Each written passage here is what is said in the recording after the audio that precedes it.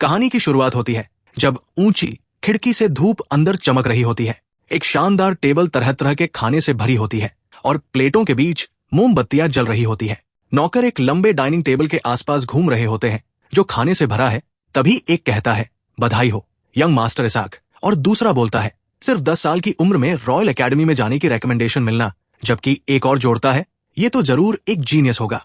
एक मेड खाने की ट्रे पकड़े खड़ी होती है और मुस्कुराकर कहती है, बधाई हो यंग मास्टर, और बताती है कि आज इतना खुशियों भरा दिन है, इसलिए उसने उसकी सारी पसंदीदा चीजें बनाई है। लड़का हल्का सा मुस्कुराता है और उसके होंठ थोड़ा खुले होते हैं। वो टेबल पर बैठता है और मुस्कुराते हुए कहता है, धन्यवाद नैनी, और उसे इसाक वॉन गोइथ के रूप में बताया जाता है, जिसकी उम्र 10 साल है। एक आदमी टेबल के पास खड़ा होकर एक बड़ा गिफ्ट बॉक्स इसाक की तरफ बढ़ाता है। इसाक उसे हैरानी से देखता है और वो आदमी बोलता है, इसे भी रख लीजिए, ये मेरी तरफ से गिफ्ट है। जिस पर इसाक कहता है, गिफ्ट? आपको मुझे ऐसी चीजें देने की जरूरत नहीं है। वो आदमी गिफ्ट बॉक्स पकड़े मुस्कुराता है और कहता है कि वो ऐसा कैसे न करे जब उसका बेटा बीमार था और इसाक की लाई हुई दवा की वजह से बच गया। इसाक गिफ्ट बॉक्स की तरफ देखते हुए मुस्कुराता है और वो आदमी कहता है कि उसके मुकाबले ये गिफ्ट कुछ भी नहीं है। तभी इसाक बोलता है, हंस, और आगे कहता है, धन्यवाद, वो इसे खुशी से स्वीकार करेगा। हंस आगे झुकता है और गिफ्ट बॉक्स इसाक के हाथों में रख देता है। तभी एक बच्चे की आवाज आती है, भाई। एक सुनहरे बालों वाला लड़का ल्यूट पकड़े खड़ा होता है और चमकती मुस्कान के साथ कहता है कि वो जश्न मनाने के लिए एक गीत बजाएगा। इसाक के पास खड़ा हंस अपना सिर उस लड़के की तरफ घुमाता है और कहता है कि सब लोग यंग मास्टर जोनस के ल्यूट स्किल्स की तारीफ करते हैं और कॉर्ट म्यूजिशियंस भी उसे प्रोडिजी कहते हैं।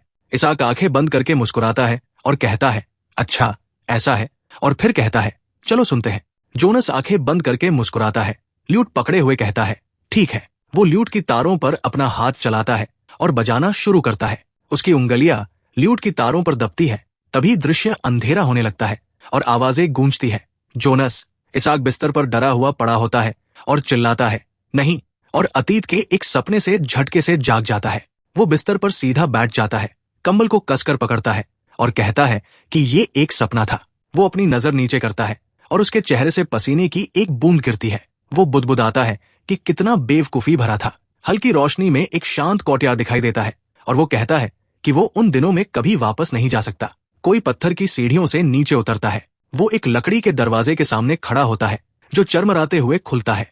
एक आदमी अंदर आता है, हाथ में ट्रे और लैंटर्न लिए हुए, मुस्कुराता है और कहता है, सुप्रभात यंग मास्टर इसाक। वो आदमी सामने देखता है और उसके चेहरे पर उलझन भरा भाव होता है। वो ट्रे पकड़े खड़ा रहता है और इसाक की तरफ देखते हुए पूछता है कि क्या उसे कोई बुरा सपना आया था, और कहता है कि वो काफी पीला लग रहा है। जबकि इसाक बिस्तर पर बैठा धीरे से कहता है, लुकास। इसाक थके हुए चेहरे के साथ अपना हाथ माथे पर रखता है और कहता है कि उसने बस अतीत का सपना देखा। तभी लुकास पूछता है, कितना पुराना अतीत, और वो जवाब देता है, लगभग 20 साल पहले का। लुकास आगे झुककर ट्रे को टेबल पर रखता है और कहता है कि ये तो काफी पुरानी बात है, और सुझाव देता है कि पुरानी यादों में खोने के बजाय ताजा चीज का मजा लिया जाए। टेबल पर रखी ट्रे में एक साधारण सा खाना दिखाई देता है। इसाक हाथ जोड़कर बैठा आगे देखता है और लुकास कहता है कि जैसे ही वो खाना खत्म करेगा वो कल छूटी हुई स्वॉर्ड ट्रेनिंग करेंगे। इसाक गंभीर चेहरे के साथ आगे देखता है और लुकास उसे अपना खाना एंजॉय करने के लिए कहता है। और बताया जाता है कि लगभग 20 साल पहले जब वो 10 साल का था और रॉयल एकेडमी में जाने से एक महीना दूर था, तभी उसे अचानक फ्लू हो गया। अतीत में वो बिस्तर पर कंबलों से ढका पड़ा होता है और बताया जाता है कि वो फ्लू पूरे 3 महीनों तक चला, और जब उसमें ठीक होने के कोई लक्षण नहीं दिखे तो उसके पिता काउंट गोइथ ने मैजिक टावर से एक स्कॉलर को बुलाया। काउंट गोइथ एक मेज पर एक हुड पहने हुए व्यक्ति के सामने बैठा होता है और पूछता है कि क्या ये कोई खास कॉन्स्टिट्यूशन है। टेबल पर 2 चाय के कप रखे होते हैं और स्कॉलर बताता है कि हर जीव के पास अपना एक मना वेसल होता है और मना उसी के आकार के अनुसार गति से बहता है। इसाक पसीने से भीगा बिस्तर पर पड़ा होता है, जबकि स्कॉलर बताता है कि उसका मना सर्कुलेशन असामान्य है और बेहद तेज और हिंसक है। काउंट गोइथ अपना सिर पकड़ लेता है और स्कॉलर कहता है कि अगर ऐसा ही चलता रहा तो उसका वेसल टूट जाएगा। इसाक बिस्तर पर सिकुड़ जाता है और उसके शरीर से नीली ऊर्जा फूटती है जो आसपास के मना से टकराकर एक भयंकर विस्फोट कर देती है। वो चीखता है और उसकी आंखों से आंसू बहते हैं, जबकि मना एक्सप्लोजन होता है। उसके सीने से नीली ऊर्जा का एक तेज उफान निकलता है और पूरे कमरे को चीर देता है। चीजें इधर उधर उड़ जाती हैं और लोग घायल हो जाते हैं। फर्श पर खून से सना हुआ एक हाथ और एक पैर पड़ा होता है और बताया जाता है कि कई लोग मारे गए और घायल हुए क्योंकि ये विस्फोट बिना किसी चेतावनी के हो रहे थे। इसाक घुटनों के बल बैठा होता है और अपने पास पड़े अपने भाई को देखता है और बताया जाता है कि इन विस्फोटों ने आखिरकार उसके छोटे भाई का दाहिना हाथ छीन लिया। काउंट गोइथ नीचे देखता है और उसके चेहरे पर सदमा साफ झलकता है। तभी इसाक कहता है कि उसे बंद कर दिया जाए। इसाक खड़ा होता है और उसकी आंखों से आंसू लगातार बह रहे होते हैं। आंसू उसके चेहरे पर बहते रहते हैं और वो कहता है, ऐसी जगह जहां कोई पहुंच न सके और जहां किसी को चोट न लगे। इसाक एक मंद रोशनी वाले कमरे में किताबों के बीच अकेला एक डेस्क पर बैठा होता है। वो रोटी का टुकड़ा उठाकर मुंह तक ले जाता है और सोचता है कि तब उसकी उम्र 15 साल थी। वो अपनी नजर नीचे करता है, तभी पास से किसी के खांसने की आवाज आती है। लुकास दरवाजे के पास खड़ा सहारा लेकर खांस रहा होता है और इसाक मुड़कर कहता है, लुकास। लुकास अपने हाथ की तरफ देखता है और उसकी हथेली पर खून लगा होता है। इसाक तनाव भरे चेहरे के साथ उसकी तरफ देखता है और कहता है कि वो खून खांस रहा है और ये मना पॉइजनिंग के लक्षणों में से एक है और ये इसलिए हुआ क्योंकि वो बहुत देर तक उसके पास रहा। उसकी उंगलियां लकड़ी की कुर्सी में धंस जाती है। इसाक लुकास को कंधे से सहारा देता है और कहता है कि ये इसलिए हुआ क्योंकि वो जरूरत से ज्यादा देर तक उसके पास रहा और अब उसे कम से कम 1 महीने आराम करना होगा। लुकास कपड़े से अपने मुंह का खून साफ करता है और कहता है कि अगर वो यहाँ नहीं रहेगा तो उसकी देखभाल कौन करेगा, और जोड़ता है कि उसके पास कोई दोस्त नहीं है। दरवाजा खुला खड़ा रहता है और लुकास कहता है कि चिंता मत करो और पूछता है कि क्या वो उसे नहीं जानता। लुकास मुस्कुराते हुए खड़ा होता है और कहता है कि इतने सारे एक्सप्लोजन्स के बावजूद उसके सिर का एक बाल भी नहीं झड़ा है। इसाक गंभीर चेहरे के साथ लुकास की तरफ देखता है और कहता है कि वो उसके जैसा कोई दूसरा नहीं ढूंढ पाएगा, और साथ ही कहता है कि एक छोटी सी गलती उसे सब कुछ खोने पर मजबूर कर सकती है। लुकास चुपचाप खड़ा रहता है जबकि इसाक मुड़ जाता है और कहता है, यहां से चले जाओ क्योंकि मैं मेडिटेट करने वाला हूं और मुझे डिस्टर्ब मत करना। लुकास आंखें बंद करके हल्की मुस्कान के साथ बोलता है, जी यंग मास्टर, आपकी सेवा करके खुशी हुई। बंद लकड़ी का दरवाजा स्थिर खड़ा रहता है और एक हल्की सी आवाज गूंजती है। इसाक तेज नजरों से सामने देखता है, तभी कोई कहता है, बधाई हो यंग मास्टर इसाक। वो टेबल पर बैठा होता है और उसके चेहरे पर तनाव साफ दिखता है जबकि उसकी आंखें पूरी तरह खुली होती है। एक अंधेरा डाइनिंग हॉल दिखता है जो खाने से भरा है, जहां कई लोग गिरे पड़े हैं और बाकी दर्द से चीख रहे हैं। इसाक घबराए हुए चेहरे के साथ आगे देखता है। उसके पीछे एक लाश पड़ी होती है और वो कहता है, तुम आखिरकार आ ही गए। उसकी आंख अचानक चौड़ी हो जाती है। लुकास अंधेरे में टेबल के अंत में खड़ा होता है और एक आवाज आती है, वापस स्वागत है लुकास। वो हल्की मुस्कान के साथ कहता है कि काफी समय हो गया है यंग मास्टर। इसाक बिस्तर पर झटके से जाग जाता है। उसके चेहरे से पसीना बह रहा होता है और वो हांफ रहा होता है। उसकी आंखें सदमे से फैल जाती है जब उसे एहसास होता है कि लुकास मर चुका है।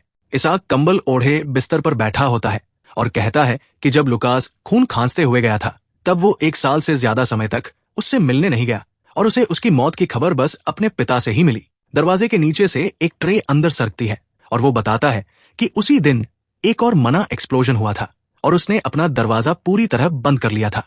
रोटी वाली ट्रे बिस्तर के पास फर्श पर पड़ी होती है। इसाक कंबल में छुपा रहता है और सोचता है कि उसे दूरी बनाए रखनी चाहिए थी। वो बिस्तर पर अकेला लेटा होता है और सोचता है कि उसे किसी से जुड़ना नहीं चाहिए था और उसे और ठंडा होना चाहिए था। हंस, नैनी, जोनस और लुकास की यादें एक साथ सामने आती है और बताया जाता है कि अगर उसने ऐसा किया होता तो शायद वो सब। एक बंद दरवाजे के पास रोटियों का ढेर लगा होता है और बताया जाता है कि कुछ और साल बीत जाते हैं। एक हाथ रोटी का टुकड़ा पकड़ता है और बताया जाता है कि वो अभी भी जिंदा है और इसलिए अब इसाक रोटी को अपने मुंह की तरफ उठाता है और कहता है कि उसे अब आगे देखना होगा। वो दीवार पर निशान खरोंचता है और बताया जाता है कि वो जवान अब मध्यम उम्र का हो गया है लेकिन दिखने में पहले ही बूढ़ा लगने लगा है। किताबें और कागज एक डेस्क पर फैले होते हैं और बताया जाता है कि इन 30 से ज्यादा सालों में उसने जमीन के नीचे रहकर सिर्फ मैजिक का अध्ययन किया और अब किताबों से सीखने के लिए कुछ भी बाकी नहीं है। इसाक पालथी मारकर आंखें बंद करके बैठा होता है और बताया जाता है कि अब बस इंट्यूशन और इंस्पिरेशन ही बचा है। उसका मुंह थोड़ा खुलता है और वो कहता है, तुम जो इस सफर की शुरुआत करते हो, तुम जो इतनी गहरी अकेलेपन में हो। एक विशाल बर्फ से ढका कैसल पेड़ों से घिरा होता है और एक आवाज कहती है, अगर तुम अनंत के सामने अकेले खड़े रह सकते हो, और एक ऐसे अकेले संसार का वर्णन करती है जहां सिर्फ मना और तुम ही मौजूद हो और तुम खुद को पहचानते हो। लकड़ी की प्लेट पर रोटी गिरती है और बताया जाता है कि कई साल बीत जाते हैं और आखिरकार उसे अपने कॉन्स्टिट्यूशन को पार करने का एक सुराग मिल जाता है। इसाक फफूंदी लगी रोटी पकड़ता है और कहता है कि खाने से पहले उसे फफूंदी हटानी चाहिए। साथ ही सोचता है कि क्या परिवार में कोई समस्या है, क्योंकि रिसर्च मटेरियल्स तो आते रहते हैं, लेकिन एक डेस्क पर टूल्स और मैजिक सर्कल की ड्राइंग के पास एक नीला क्रिस्टल रखा होता है। उसकी आंख अचानक पूरी तरह खुल जाती है। इसाक दीवार के सामने बैठा होता है जहां निशान बने होते हैं और कहता है कि अब वो 71 साल का हो गया है ना। सीढ़ियों पर एक जूता कदम रखता है। उसका चेहरा छाया में दिखता है जब वो आगे बढ़ता है। इसाक बंद लकड़ी के दरवाजे के पीछे बैठा होता है और कोई आवाज लगाता है, भाई। वो दरवाजे की तरफ मुड़ता है और बाहर से आवाज आती है कि वो जोनस है और पूछता है कि क्या वो सो रहा है। इसाक कमरे के अंदर आगे बढ़ता है और कहता है, जोनस, और पूछता है कि क्यों और वो यहाँ कैसे आया। दरवाजे के बाहर अंधेरे में एक आदमी खड़ा होता है और पूछता है कि क्या वो अंदर आ सकता है। इसाक चौड़ी आंखों के साथ थोड़ा पीछे हटता है। वो दरवाजे की तरफ हाथ बढ़ाता है और कहता है कि वहीं से बात करो। इसाक दरवाजे के सहारे फर्श पर बैठ जाता है और पूछता है कि वो कैसा है, जबकि जोनस जवाब देता है कि ये एक लंबी कहानी है। जोनस सिर झुका लेता है और कहता है कि क्या उसे पता है, और बताता है कि आज उनके पिता की मृत्यु की बरसी है। इसाक थके हुए चेहरे के साथ आगे देखता है और पूछता है कि उनके पिता की मौत कैसे हुई। जोनस बाहर खड़ा रहता है और कहता है कि ये एक लंबी कहानी है और पूछता है कि क्या वो इसे सुनना चाहता है, और जोड़ता है कि क्या वो इसके लिए तैयार है। उसके होंठ हल्के से मुड़ते हैं और वो कहता है कि फिर उसे 30 साल पहले से शुरू करना चाहिए। वो दरवाजे के पास बैठता है और बताता है कि सबसे पहले और दूसरे राजकुमार के बीच सक्सेशन वॉर हुई थी। इसाक हल्का सा सिर घुमाता है और धीमी आवाजें गूंजती रहती है। उसकी आंखें थोड़ी सिकुड़ जाती है। वो आंखें बंद करके अपने भाई की पीठ से लगा बैठा होता है और दोनों के युवा रूप दिखाई देते हैं। इसाक सिर झुकाकर बैठा होता है और कहता है कि उसे एक बात माननी पड़ेगी, और जोड़ता है कि उसमें कहानी सुनाने का टैलेंट है। जोनस हल्की मुस्कान के साथ कहता है कि सच में है, और जोड़ता है कि अगर उसे पता होता तो वो इधर उधर घूमकर एक पोइट की तरह जीता। इसाक थके हुए चेहरे के साथ ऊपर देखता है और जोनस कहता है कि शायद ये मुश्किल होता, क्योंकि वो सिर्फ एक हाथ का इस्तेमाल कर सकता है। जोनस सिर झुकाकर बैठा होता है और इसाक कहता है कि उसे माफ कर दो। इसाक चुपचाप अपने हाथ जोड़कर बैठा रहता है और एक आवाज आगे कहती है, तुम जानते हो, और उनके पिता, उनकी माँ और खुद का जिक्र करती है। इसाक की आंखें फैल जाती है और आवाज कहती है कि वो उससे बहुत नफरत करते थे, भाई। उसके चेहरे पर एक आंसू बहता है और आवाज आगे कहती है कि वो उसे बहुत याद भी करते थे, सच में बहुत ज्यादा। इसाक का बूढ़ा चेहरा उसके ही एक जवान रूप के साथ दिखाई देता है। उसके होंठ हल्के से कस जाते हैं, जबकि आवाज आगे कहती है कि वो उससे प्यार करते थे। इसाक दरवाजे के सहारे बैठा होता है। तभी जोनस कहता है कि ये अफसोस की बात है, और जोड़ता है कि आखिरी बार वो उसका चेहरा देखना चाहता था, भाई। इसाक चौंककर तेजी से मुड़ता है और पूछता है, आखिरी बार? तभी आवाज आगे बताती है कि युद्ध के दौरान एक गेट खुला और दूसरी दुनिया के ऐसे मॉन्स्टर्स आए जिन्हें उन्होंने पहले कभी नहीं देखा था, और नए धर्म के रेडिकल फैक्शन का भी जिक्र होता है। इसाक मुट्ठियां भींचकर आगे बढ़ता है और सुनता रहता है, जबकि आवाज उनके किए गए अत्याचारों का जिक्र करती है, और वो चिल्लाता है, जोनस, तुम ठीक हो?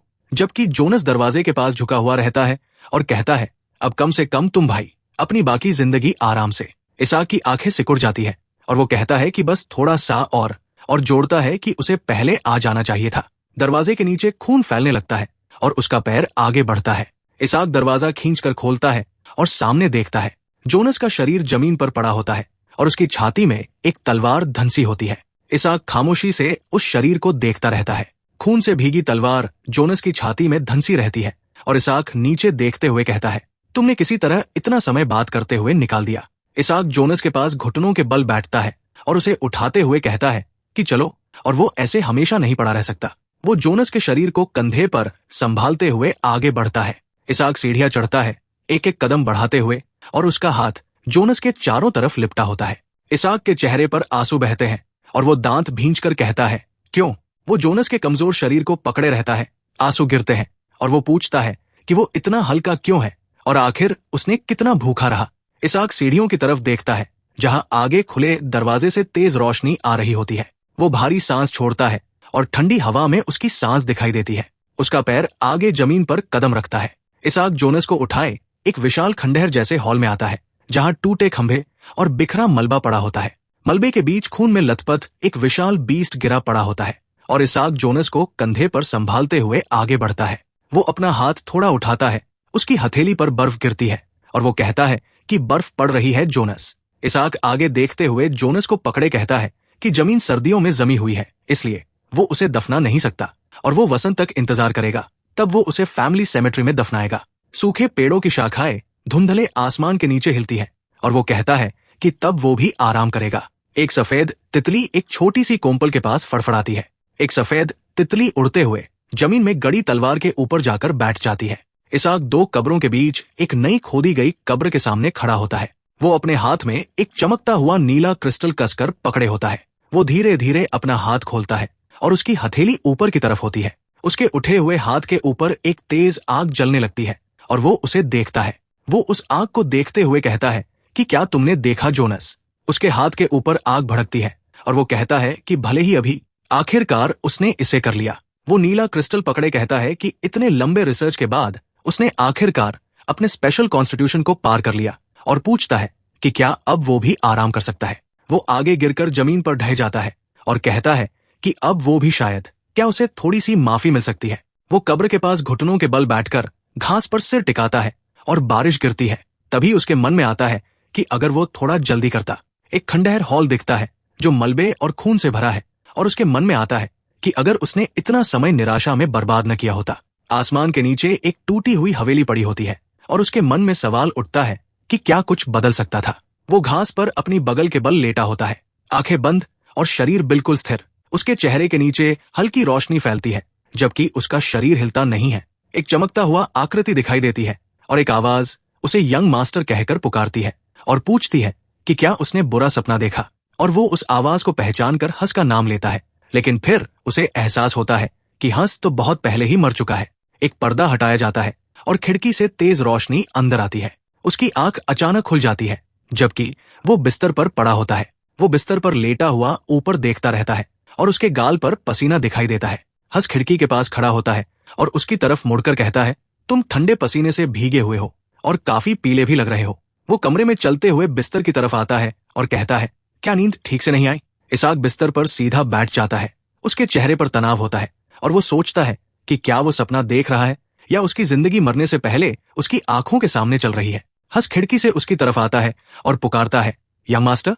इसाक खिड़की पर दोनों हाथ रखकर बाहर देखता है और एक आवाज सुनता है, ये खतरनाक है मास्टर जोनस, नीचे आ जाओ। वो तनाव के साथ अपनी आंखें सिकोड़ता है और जोनस की आवाज सुनता है, मैंने कहा ना, मैं ठीक हूं। एक मुस्कुराता हुआ लड़का पत्तों के पीछे से आधा छिपा हुआ बैठा होता है। जोनस एक मोटी पेड़ की डाल पर बैठा होता है, हाथ में एक खिलौना उठाए हुए ऊपर देखकर पुकारता है, भाई। इसाक खिड़की पर हाथ रखकर कहता है, जोनस। जोनस दोनों हाथ उठाकर खुशी से चिल्लाता है जबकि नीचे से आवाज आती है, मैंने कहा था नीचे आ जाओ। इसाक खिड़की पर हाथ रखते हुए हल्की मुस्कान देता है। तनाव भरे चेहरे के साथ वो कहता है, ये सपना नहीं है। इसाक चमकती खिड़की के सामने खड़ा होता है और कहता है, मैं अतीत में वापस आ गया हूं। तभी एक आवाज गूंजती है, तुम जो इस सफर की शुरुआत करते हो और गहरे अकेले हो। रोशनी में नहाया हुआ पूरा एस्टेट दिखाई देता है और आवाज आगे कहती है, क्या तुम अनंत के सामने अकेले खड़े रह सकते हो? और एक ऐसे अकेले संसार का वर्णन करती है जहां सिर्फ मना और तुम ही मौजूद हो और तुम खुद को पहचानते हो। इसाक खड़ा रहता है और आवाज आगे कहती है कि अपने विचारों को छोड़ दो, अपनी जिंदगी में जमी हुई धारणाओं को त्याग दो और अतीत की जंजीरों से मुक्त हो जाओ। वो शांत चेहरे के साथ आगे देखता है और आवाज उसे अपने असली स्वरूप में बदलने के लिए कहती है। इसाक की आंखें स्थिर रहती है, दृश्य बदलता है और टूटे हुए बर्तनों के साथ पानी और फूल बिखरे हुए दिखाई देते हैं। मेज घुटनों के बल बैठकर बिखरे हुए कमरे को साफ कर रही होती है। तभी एक कहती है, ये कमरा तो पूरी तरह बिखर गया है। और दूसरी कहती है, यंग मास्टर की स्पेशल कॉन्स्टिट्यूशन ने फिर मुसीबत खड़ी कर दी। जबकि एक और कहती है, मैं तो डर के मारे मर ही जाऊंगी, पता नहीं अगली बार वो कब एक्सप्लोड करेंगे। इसाक दरवाजे के पीछे खड़ा होता है, तभी आवाजें आती है।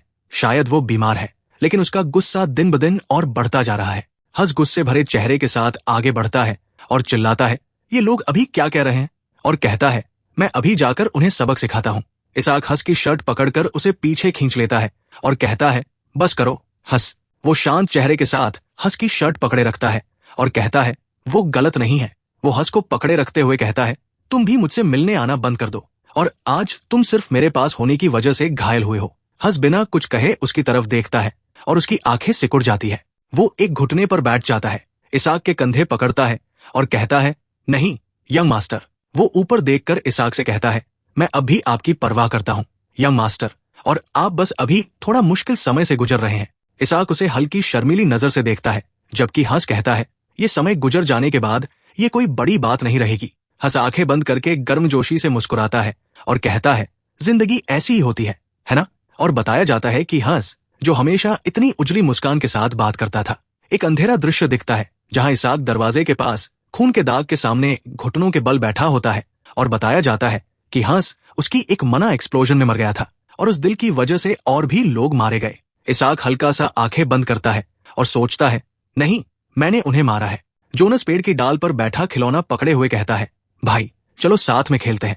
और उसके मन में आता है, तो अगर ये स्थिति सच है तो उसे क्या करना चाहिए? इसाक खिड़की पर हाथ रखता है और कहता है, हंस। हंस उसके पीछे खड़ा होकर जवाब देता है, जी यंग मास्टर। इसाक खिड़की के पास खड़ा होकर उसकी तरफ देखता है और कहता है, यहां से चले जाओ। वो तेज नजरों से सामने देखते हुए चिल्लाता है, अभी के अभी मेरी नजरों से दूर हो जाओ। हंस चुपचाप अपने होंठ हल्के से खोलता है। इसाक नीचे देखता है, उसके गाल पर पसीने की बूंद होती है। तभी वो सुनता है, समझ गया।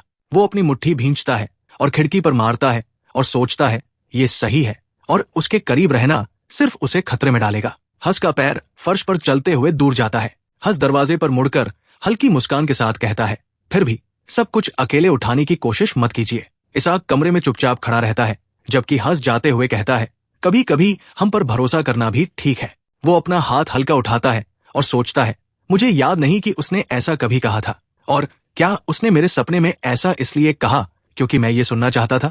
वो अपने ही गाल पर हाथ से मारता है। वो हाथ नीचे करता है, उसका चेहरा हिला हुआ होता है और वो सोचता है, दर्द हो रहा है, और क्या ये सच में हकीकत है? एक दृश्य में इसाक जमीन पर सिकुड़कर लेटा होता है। बारिश हो रही होती है और वो सोचता है, तो फिर वो पहले कैसे मर गया? इसाक खिड़की के पास खड़ा होता है, जबकि बाहर जोनस पेड़ की डाल पर बैठा होता है। जोनस पेड़ की डाल पर बैठा उजले चेहरे के साथ मुड़ता है और उसके मन में आता है, ये मायने नहीं रखता कि ये सपना है या हकीकत। इसाक खिड़की के पीछे दृढ़ नजर से खड़ा होता है और उसके मन में आता है कि उसे खुद को फिर कभी मना एक्सप्लोजन होने से रोकना होगा। एक हुड पहना हुआ व्यक्ति एक चमकते मैजिक सर्कल के सामने खड़ा होता है और बताया जाता है कि अतीत में ज़िक वॉन गोइथ नाम का एक व्यक्ति, जिसकी स्पेशल कॉन्स्टिट्यूशन वही थी, उसने एक ऐसे रियल्म तक पहुंच हासिल की थी जहां कोई इंसान पहले नहीं पहुंचा था। इसाक दोनों हाथों में खुली किताब पकड़े नीचे देखता है और बताया जाता है कि वो एक 10th क्लास मेज था और इसाक ने अपने परदादा के रिकॉर्ड्स को अंडरग्राउंड सेल में सीखा था, जब उसके पिता ने उसे एंसेस्ट्रल रिकॉर्ड्स सौंपे थे। एक हाथ पार्चमेंट पर दबता है और बताया जाता है कि कई सालों के विस्तार से अध्ययन के बाद स्पेशल कॉन्स्टिट्यूशन को पार करने का एक तरीका खोजा गया। इसाक लकड़ी की टेबल पर एक टूल पकड़कर चमकते नीले रून स्टोन को देखते हुए कहता है, यही वो रून स्टोन है। एक नीला क्रिस्टल जिस पर गोल नक्काशी बनी होती है टेबल पर रखा होता है और बताया जाता है कि इस पैटर्न को मना स्टोन पर उकेरने से रून स्टोन बनता है। इसाक एक हाथ से अपना गाल टिकाकर नीला रून स्टोन पकड़े सोचता है, अब मेरे हाथ नहीं कांपते और फिर से जवान होना अच्छा लगता है। एक गोल पानी का घेरा जमीन के एक हिस्से को घेरता है और बताया जाता है कि मना एक्सप्लोजन को रोकने के लिए जो वेसल मना को संभालता है उसे लगातार बहते मना को सहना होगा। पानी उछलता है और पत्थर उड़ते हैं और बताया जाता है कि उसका मना बहुत तेज और हिंसक तरीके से बहता है जिसे वेसल सह नहीं पाता। पानी में लहरें चलती हैं और बताया जाता है कि एक सामान्य इंसान का वेसल टूटने पर वो मर जाता, लेकिन उसका वेसल खुद को ऐसे ठीक कर लेता है जैसे कुछ हुआ ही नहीं। इसाक एक डेस्क पर गोल पैटर्न बनाते हुए बैठा होता है और बताया जाता है कि इससे वो बार बार टूट सकता है और ये अपने आप में एक आपदा है। उसकी उंगलियां चमकते रून स्टोन को बनाए गए सर्कल पर दबाती है और बताया जाता है कि ये रून स्टोन जानबूझकर मना पाथवेज को नुकसान पहुंचाता है।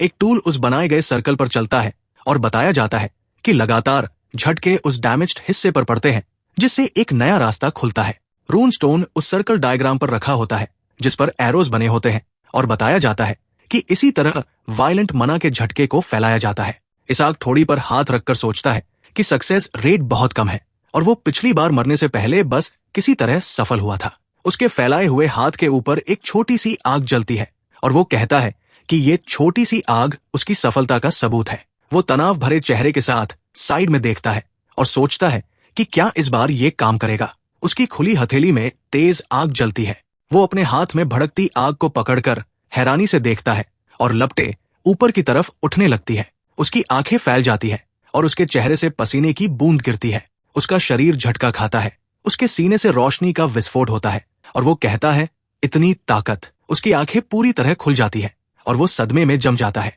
अंधेरे में एक चमकता हुआ नीला घेरा बनता है और ऊर्जा फूटती है, जबकि नीचे की सतह पर चिंगारियां चमकती है। इसहाक का शरीर नीली ऊर्जा से चमकता है और उसके सीने में रेखाएं दौड़ने लगती है। उसकी आंखें डर से फैल जाती है और पसीना बहता है। वो अपने हाथ में रून स्टोन कसकर पकड़ता है, जबकि उसके चारों तरफ आग भड़कती है। उसके हाथ से आग जोर से भड़कती है और एक जलता हुआ गोला बाहर की ओर फट पड़ता है। उसके सामने आग का एक घूमता हुआ स्तंभ उठता है और वो रून स्टोन पकड़े हुए कहता है कि उसे पता था और अब पाथवेज 3 हो गए हैं। इसहाक ऊपर देखता है, उसका चेहरा लाल हो जाता है और वो कहता है कि ये सच में काम कर गया और बताता है कि हर पाथवे का आकार और गुण अलग है और अब वो एक साथ 3 मैजिक स्पेल्स इस्तेमाल कर सकता है। वो मुट्ठी भींचता है, उसके ऊपर एक छोटी सी लौ जलती है और वो कहता है कि नहीं, रुकिए, ये उसका असली लक्ष्य नहीं है। वो कमरे में खड़ा होकर मुट्ठी भींचता है और कहता है, मेरा लक्ष्य है कि किसी भी मना एक्सप्लोजन को पूरी तरह रोकना।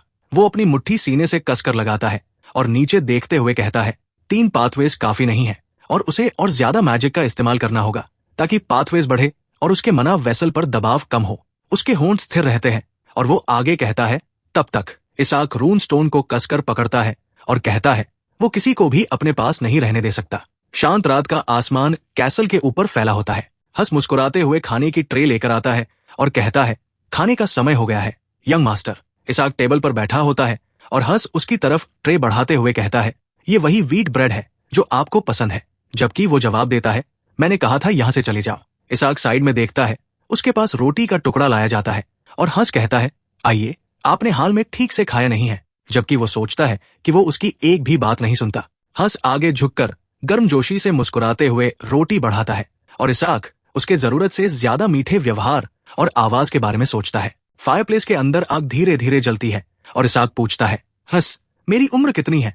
और हंस जवाब देता है, इस साल आप 12 साल के हैं। इसहाक रोटी को मुंह तक ले जाकर काटता है और सोचता है कि ये वही उम्र है जहां बच्चे जैसा व्यवहार करना सामान्य होता है। उसका हाथ कांटे को कसकर पकड़ता है जिसमें रोटी लगी होती है। इसहाक रोटी पकड़े नीचे देखता है और सोचता है कि ये नैनी ने बनाई होगी और उसे इसका स्वाद चखे हुए काफी समय हो गया है। इसहाक टेबल पर बैठकर खाता रहता है, जबकि हंस उसके सामने खड़ा होकर चुपचाप मुस्कुराता है। टेबल पर बैठा वो पूछता है, आज मैंने नैनी को नहीं देखा। जबकि हंस सामने खड़ा होकर जवाब देता है, असल में उसके बेटे हिंडर को निमोनिया हो गया है। इसहाक चम्मच में स्ट्यू भरकर आगे देखता रहता है। उसका हाथ टेबल पर टिकता है और वो कहता है, तो वो घर चली गई? हंस टेबल के पीछे खड़ा रहता है और इसहाक कहता है कि एक नैनी का अपने बच्चे के लिए काम छोड़ना किसी और परिवार में तो वो सोच भी नहीं सकती, और इसे एक अच्छे से चलने वाला घर कहता है। हंस थोड़ा असहज चेहरे के साथ आगे देखता है। फायरप्लेस में आग चटकती है और लपटें उठती है। इसहाक आंखें बंद करके चुपचाप नीचे देखता है।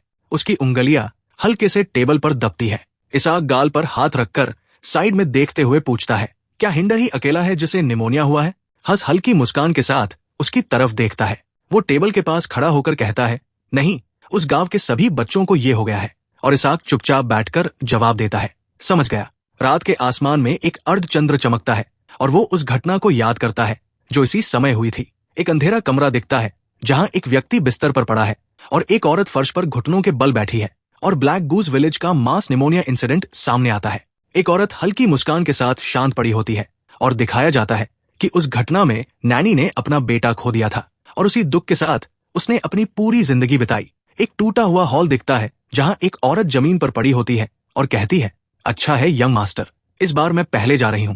जबकि इसहाक कहता है कि वो नहीं चाहता कि वो फिर से ये सब झेले।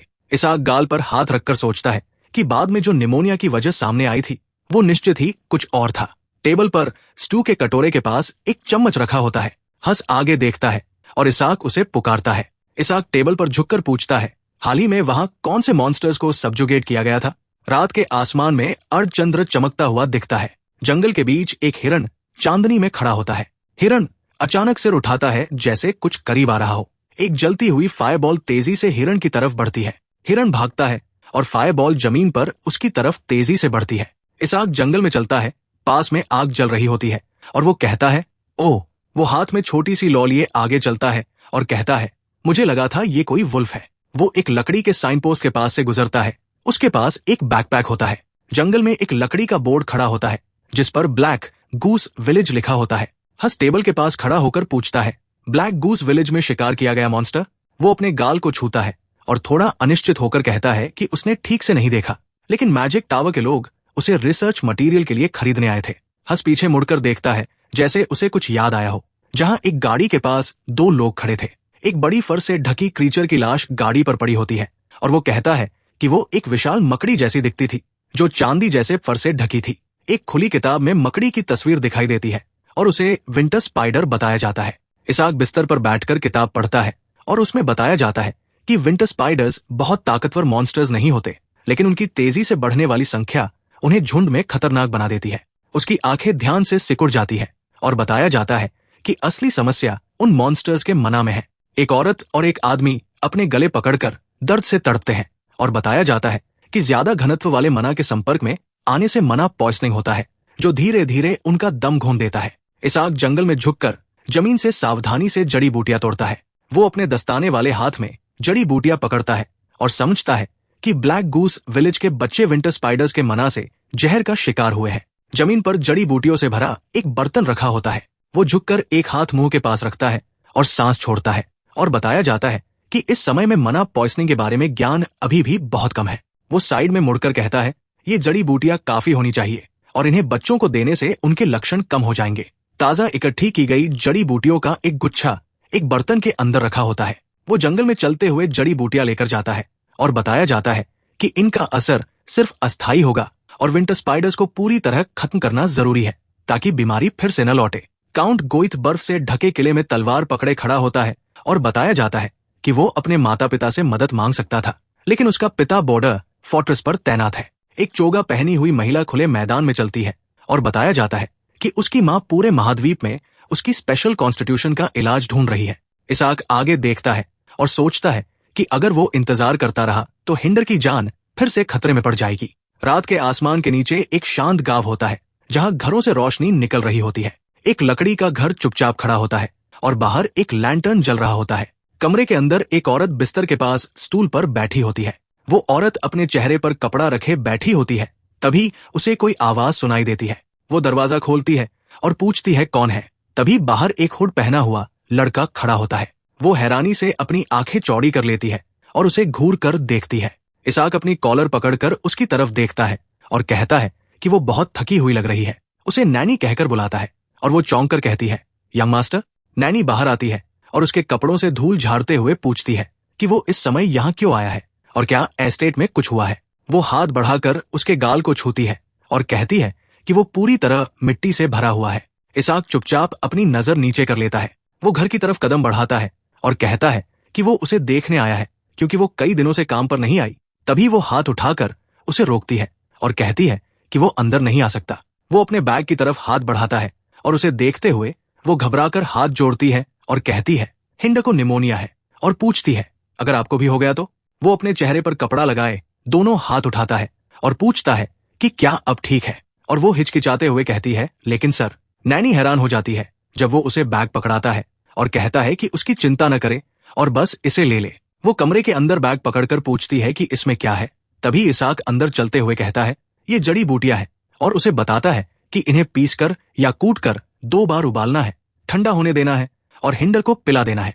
वो दरवाजे से अंदर कमरे में प्रवेश करता है। वो बिस्तर के पास खड़ा होकर कंबल के नीचे लेटे लड़के को देखता है। हिंडर पसीने से भीगा हुआ होता है और उसके चेहरे पर नीले धब्बे होते हैं जिन्हें मना पॉइजनिंग के रूप में पहचाना जाता है। इसाक कंबल पर हाथ रखता है और पास झुककर हिंडर को पुकारता है और पूछता है कि क्या वो उसे सुन सकता है, जबकि नैनी पीछे खड़ी देख रही होती है। हिंडर कमजोर हालत में आधी खुली आंखों से धीरे से इसाक का नाम लेता है। वो बिस्तर से उसे ऊपर देखता है और कमजोर आवाज में कहता है, नहीं यंग मास्टर, और उससे अपनी माँ को नौकरी से न निकालने की विनती करता है। नैनी पास खड़ी अपना मुंह ढक लेती है और कांपने लगती है, जबकि हिंडर बताता है कि वो उसकी वजह से काम पर नहीं जा सकी क्योंकि वो बीमार है। इसाक शांत चेहरे के साथ हिंडर को देखता है और उसे भरोसा दिलाता है कि वो उसे नहीं निकालेगा। वो अपने दस्ताने वाले हाथ से हिंडर के माथे को छूता है और कहता है कि उसकी माँ ही उसे चुपके से व्हीट ब्रेड खिलाती है और उसे बस ठीक होने पर ध्यान देना चाहिए। दृश्य में आसमान दिखता है जहां दिन के उजाले में पक्षी उड़ रहे होते हैं। पेड़ों से ढकी एक चट्टान दिखाई देती है जिस पर धूप पड़ रही होती है और नीचे एक गुफा का मुंह दिखता है जिसे अबैंडन्ड माइन बताया जाता है। इसाक गुफा के प्रवेश द्वार पर खड़ा होता है और उसके साथ एक आदमी लैंटर्न पकड़े होता है। वो अपना हाथ माथे पर रखकर पूछता है, क्या ये सच में लाइमस्टोन केव है?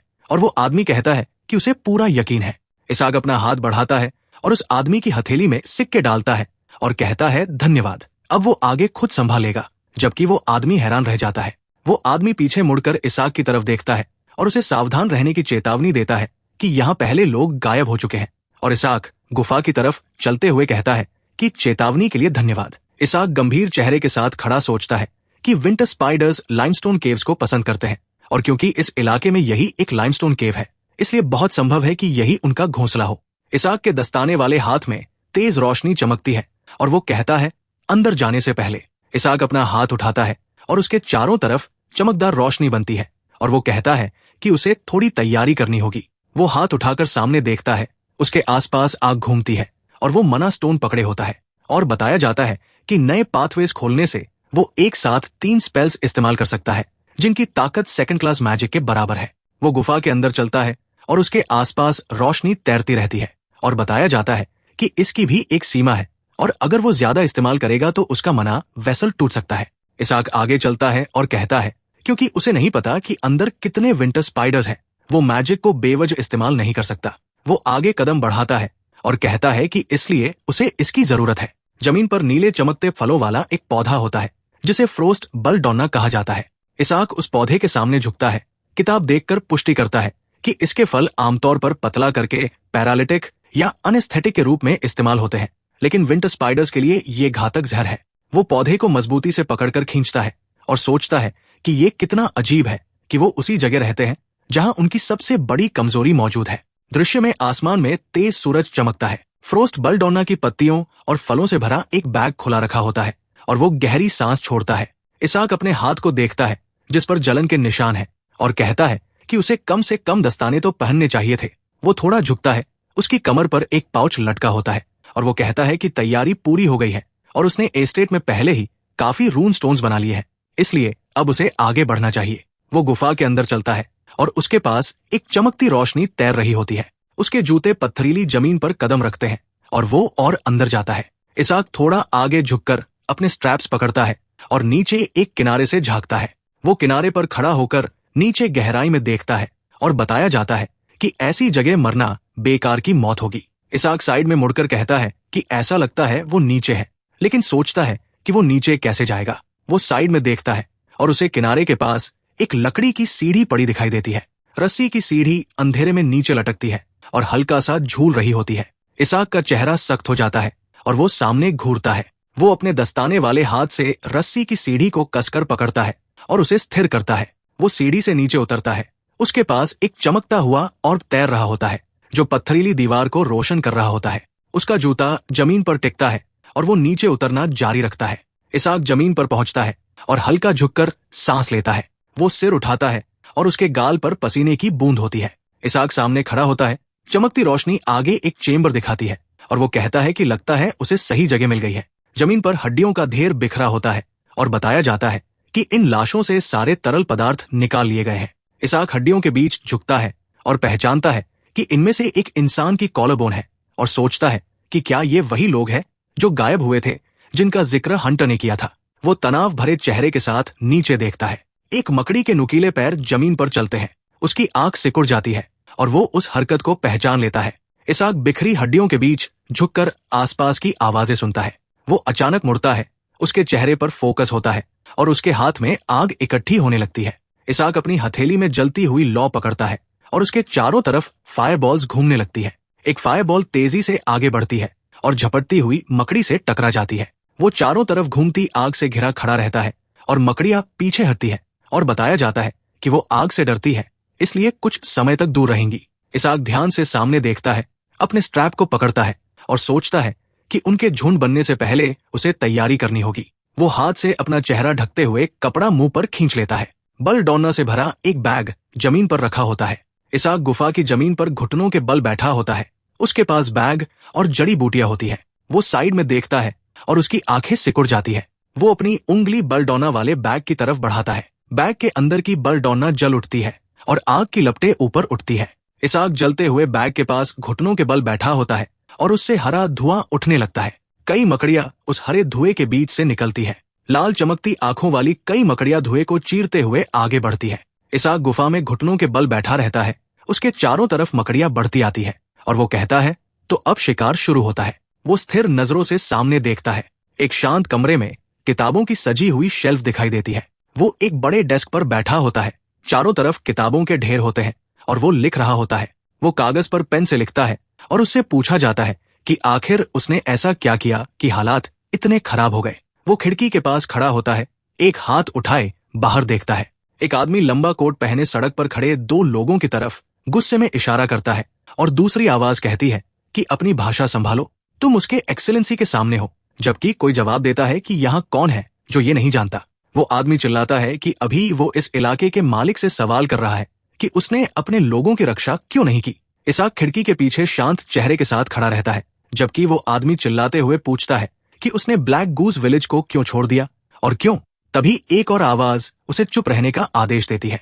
वो थोड़ा सा सिर खिड़की से हटाता है और कहता है कि बहुत शोर है। वो डेस्क के पास कुर्सी खींचकर बैठने लगता है और कहता है मुझे कहना चाहिए कि ये खिड़कियां बंद कर दी जाए। वो पेन उठाता है और कहता है नहीं, और जोड़ता है कि शायद उसे बेसमेंट में चला जाना चाहिए। डेस्क पर किताबों का ढेर होता है और बताया जाता है कि बेसमेंट शांत है और वहां कोई नहीं होता, इसलिए वो अपनी स्पेशल कॉन्स्टिट्यूशन पर ज्यादा ध्यान दे सकता है। डॉक्यूमेंट्स के ऊपर एक हरा क्रिस्टल रखा होता है और बताया जाता है कि उसे दीवारों पर डायमेट्रिशियम लगाना चाहिए, क्योंकि ये एक ऐसा मिनरल है जिसमें हाई मैजिक रेजिस्टेंस होती है और ये मना एक्सप्लोजन्स की तैयारी में मदद करेगा। इसहाक हल्की मुस्कान के साथ आगे झुकता है और पूछता है कि हंस, तुम क्या सोचते हो। वो बंद दरवाजों की तरफ देखते हुए डेस्क पर बैठा होता है और हंस को बुलाता है। इसहाक की आंखें चौड़ी हो जाती है, उसके होंठ हल्के से खुलते हैं और वो धीरे से कहता है आह सही हंस। वो अकेला डेस्क पर बैठा होता है। चारों तरफ किताबों के ढेर होते हैं। इसहाक कागज पर क्विल पेन से लगातार लिखता रहता है। वो ध्यान से कागज की तरफ देखता है। उसका हाथ लगातार पेन चलाता रहता है और वो लिखता जाता है। इसहाक खाली नजर से कागज को घूरता है। उसका हाथ लगातार क्विल चलाता रहता है और वो लिखता रहता है। उसकी आंख अचानक फैल जाती है और उसकी पुतली सिकुड़ जाती है। इसहाक अंधेरे में डेस्क पर बैठा होता है। चारों तरफ कागजों के ऊंचे ढेर होते हैं और वो लिखता रहता है। गुफा की छत के पास हल्का हरा धुआं फैलता है। इसहाक जमीन पर घुटनों के बल बैठा होता है। उसके पास जलता हुआ बर्तन और फावड़ा होता है और धुआं उसके आसपास फैलता रहता है। वो हल्का सा आंखें सिकोड़ता है और सोचता है कि उसे बार बार ये पुराने बेकार यादें क्यों याद आती है। दो विंटर स्पाइडर्स गुफा में रेंगती है और बताया जाता है कि विंटर स्पाइडर्स क्या है और फ्रोस्ट बेलडोना अच्छी तरह काम कर रहा है। बर्तन में आग जलती है। फ्रोस्ट बेलडोना की पत्तियां चटकती है और हरा धुआं फैलता है और वो कहता है कि वो सीधे जहर मकड़ियों को नहीं खिला सकता, लेकिन इस तरह जलाने से वो धीरे धीरे लकवाग्रस्त हो जाएंगी और दम घुटने से मर जाएंगी। इसहाक अपने चेहरे पर कपड़ा बांधे बैठा होता है और धुआं उसके पास से गुजरता है और वो कहता है कि वो खुद भी सुरक्षित नहीं है और इसलिए वो इस कपड़े को फिल्टर की तरह इस्तेमाल कर रहा है। उसके सीने में नीली रोशनी फैलती है जब वो मना को चैनल करता है और कहता है कि ये उसके शरीर के अंदर के मना से बाकी को शुद्ध कर देता है। एक फायर बॉल हवा को चीरते हुए मकड़ियों की तरफ बढ़ती है और वो कहता है कि वो इसे बनाता है, कॉम्प्रेस करता है और फेस शिफ्ट का इस्तेमाल करके सतर्क रहता है। वो जमीन पर घुटनों के बल जलते हुए बर्तन के पास बैठा होता है। कई फायर बॉल्स गुफा में घूमती है और वो प्यूरिफिकेशन, फायर मैजिक और फायर मैजिक पर फेस शिफ्ट एक्टिवेट करता है। इसहाक एक उंगली उठाता है। उसके ऊपर एक फायर बॉल घूम रही होती है और वो कहता है कि वो 3 मना सर्किट्स के जरिए एक साथ 3 स्पेल्स इस्तेमाल कर सकता है, जिसे मल्टी सर्किट भी कहा जाता है, और इससे उसे मकड़ियों के कमजोर होने तक समय मिल जाता है। वो अपने दस्ताने वाले हाथ से आगे इशारा करता है और कहता है अलविदा। एक फायर बॉल मकड़ियों से टकराती है और आग और मलबे के साथ फट पड़ती है। इसहाक उठती हुई लपटों के बीच आगे चलता है और गुफा की जमीन पर आग फैलती रहती है। वो आगे देखता है, उसकी नीली आंख सिकुड़ी होती है।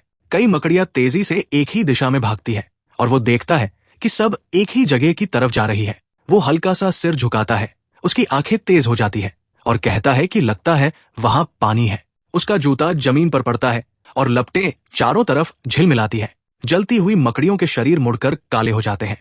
इसहाक थोड़ा आगे झुकता है। उसके चेहरे पर पसीना होता है और वो कहता है कि अच्छा है, ये आसानी से जलती है, लेकिन इस रफ्तार से वो खुद भी धुएं में दम घुट जाएगा और यहाँ बहुत गर्मी है। वो अपनी जैकेट जमीन पर गिरा देता है और कहता है कि उसे जल्दी खत्म करना होगा। गुफा की छत से नुकीले बर्फ के टुकड़े लटक रहे होते हैं। इसहाक जमी हुई सतह पर चलता है और उसके पास एक छोटी आग तैर रही होती है। वो हाथ बांधकर कांपता है और कहता है कि यहाँ काफी ठंड है और उसे अपना कोट नहीं उतारना चाहिए था। उसका जूता बर्फीली जमीन पर दबता है और वो नोट करता है कि तापमान इतना गिर गया है कि बर्फ जम गई है। इसाक ऊपर देखता है, उसकी नजर केंद्रित होती है और वो कहता है, रुको, ये क्या है?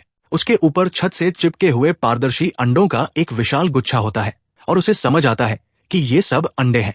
वो उन अंडों को देखता है और कहता है कि अगर इसने इतने सारे अंडे दिए हैं तो एक बड़ा बर्फ का टुकड़ा सीधा नीचे गिरता है। उसकी आंखें चौड़ी हो जाती है और उसके चेहरे पर पसीने की बूंद आती है। वो चौंक जाता है। इसाक जमी हुई जमीन पर खड़ा होता है। उसके ऊपर अंडों से भरी छत होती है। वो तनाव भरे चेहरे के साथ ऊपर देखता है। वो बर्फ पर खड़ा रहता है और ऊपर लटके अंडे और बर्फ के टुकड़े उसे घेरते रहते हैं। इसाक अपना हाथ उठाता है और अपनी हथेली में फायरबॉल बनाता है। वो अपना हाथ आगे बढ़ाता है और फायरबॉल को बर्फीली जमीन पर फेंक देता है। फायरबॉल घूमती हुई लपटों के साथ आगे बढ़ती है और अंधेरे में गायब हो जाती है। टकराने की आवाज गूंजती है। इसाक बर्फ पर खड़ा रहता है। उसका शरीर तनाव में होता है और वो कुछ पास आते हुए महसूस करता है। उसकी आंखें फैल जाती है और पसीने की बूंद गिरती है। वो डर से जड़ हो जाता है। एक विशाल मकड़ी लाल चमकती आंखों के साथ उसके ऊपर मंडराती है। उसकी आंखें तेज हो जाती है और उसे खतरे का एहसास होता है। मकड़ी अपने नुकीले पैरों के साथ उसकी तरफ झपटती है और वो तेजी से साइड में कूदकर बचता है। इसाक बर्फीली जमीन पर गिरता है। जमीन में दरारें फैल जाती हैं और वो कराहता है। वो दांत भींचता है और कहता है, कमाल है, और सोचता है कि उसकी पूर्वाभास कभी गलत क्यों नहीं होती। वो विशाल मकड़ी उसके ऊपर खड़ी होती है और वो पहचान कर कहता है कि ये विंटर स्पाइडर क्वीन है। विंटर स्पाइडर क्वीन अपनी लाल आंखों के साथ आगे बढ़ती है और बताया जाता है कि बाकी मकड़ियों के विपरीत इसमें फायर रेजिस्टेंस होती है और ये ठंडी हवा छोड़ती है, इसलिए इन्हें विंटर स्पाइडर्स कहा जाता है। मकड़ी उसकी तरफ झपटती है। उसके नुकीले पैर जमीन पर गिरते हैं और वो घबराकर पीछे हटता है। इसाक अपना हाथ आगे बढ़ाता है और एक फायरबॉल तेजी से निकलती है। फायरबॉल मकड़ी के शरीर से टकराकर आग के साथ फटती है। वो अपनी हथेली में फायरबॉल पकड़े ध्यान से देखता है और कहता है कि कुछ फायरबॉल से ये बाकी मकड़ियों की तरह नहीं जलेगी। मकड़ी अपने पैर फैलाकर खड़ी रहती है और बताया जाता है कि उसकी हरकतें ज्यादा तेज नहीं है। इसाक दर्द से सिकुड़ता है। उसके चेहरे से पसीना बहता है और उसका चेहरा तनाव से भर जाता है। वो मुट्ठी भींचकर खड़ा रहता है और बताया जाता है कि उसका शरीर धीरे धीरे अपनी सीमा तक पहुंच रहा है, क्योंकि वो सिर्फ 12 साल का है। उसके पास कोई लड़ाई का अनुभव नहीं है और उसने पूरी रात जागकर दिन भर मैजिक का इस्तेमाल किया है। विंटर स्पाइडर क्वीन उसके सामने अपने विशाल शरीर के साथ खड़ी रहती है। इसाक तनाव भरी नजर से आगे देखता है। वो हल्का सा आंख सिकोड़ता है और सोचता है, सोचने वाली बात है। लकड़ी के बोर्ड पर व्हीट ब्रेड के टुकड़े रखे होते हैं और बताया जाता है कि हंस द्वारा दी गई व्हीट ब्रेड सच में बहुत स्वादिष्ट थी। एक गाड़ी बर्फीले जंगल से गुजरती है और बताया जाता है कि इस उत्तरी इलाके में जहां गेहूं नहीं उगता, उसे नरम व्हीट ब्रेड मिलने की वजह सिर्फ नैनी थी। नैनी गाड़ी के अंदर बैठी खिड़की से बाहर देखती है और बताया जाता है कि उसकी खातिर जो राय ब्रेड से नफरत करता था, वो हर हफ्ते दूर शहर जाकर अच्छी क्वालिटी का व्हीट खरीद कर लाती थी। इसाक हल्की मुस्कान के साथ धीरे से सांस छोड़ता है। वो अपने कंधे पर फावड़ा पकड़ता है और कहता है, वापस जाकर उसे कहना चाहिए कि वो जितना हो सके उतना बना दे। वो ऊपर देखता है। उसका ध्यान केंद्रित होता है। उसके पास एक फायरबॉल जल रही होती है और वो फावड़ा पकड़े होता है। वो अपना स्टांस बदलता है, अपना बैग पकड़ता है और सोचता है, चाहे ये क्वीन हो, लेकिन आखिर में ये एक एरचनेड ही है। इसाक अपना बैग सीधे स्पाइडर क्वीन के चेहरे पर मारता है। बैग हवा में जम सा जाता है। बर्फ टूटकर चारों तरफ बिखरती है और टुकड़े उड़ते हैं। टूटे हुए बर्फ के टुकड़े उसकी आंख के पास से गुजरते हैं और हवा में फैल जाते हैं। इसाक हवा में छलांग लगाता है। उसका फावड़ा ऊपर उठा होता है। वो तेज नजर के साथ फावड़ा नीचे की ओर घुमाता है। वो स्पाइडर क्वीन की आंख पर फावड़ा मारता है। वो फावड़े को उसकी आंख में और गहराई तक धंसा देता है और हरा तरल बाहर फूट पड़ता है। इसाक हवा में फावड़ा पकड़े लटका होता है। उसका शरीर स्पाइडर क्वीन के ऊपर होता है। वो हवा में अपने शरीर को मोड़ता है। उसके हाथ ऊपर उठे होते हैं और वो फावड़ा पकड़े रहता है।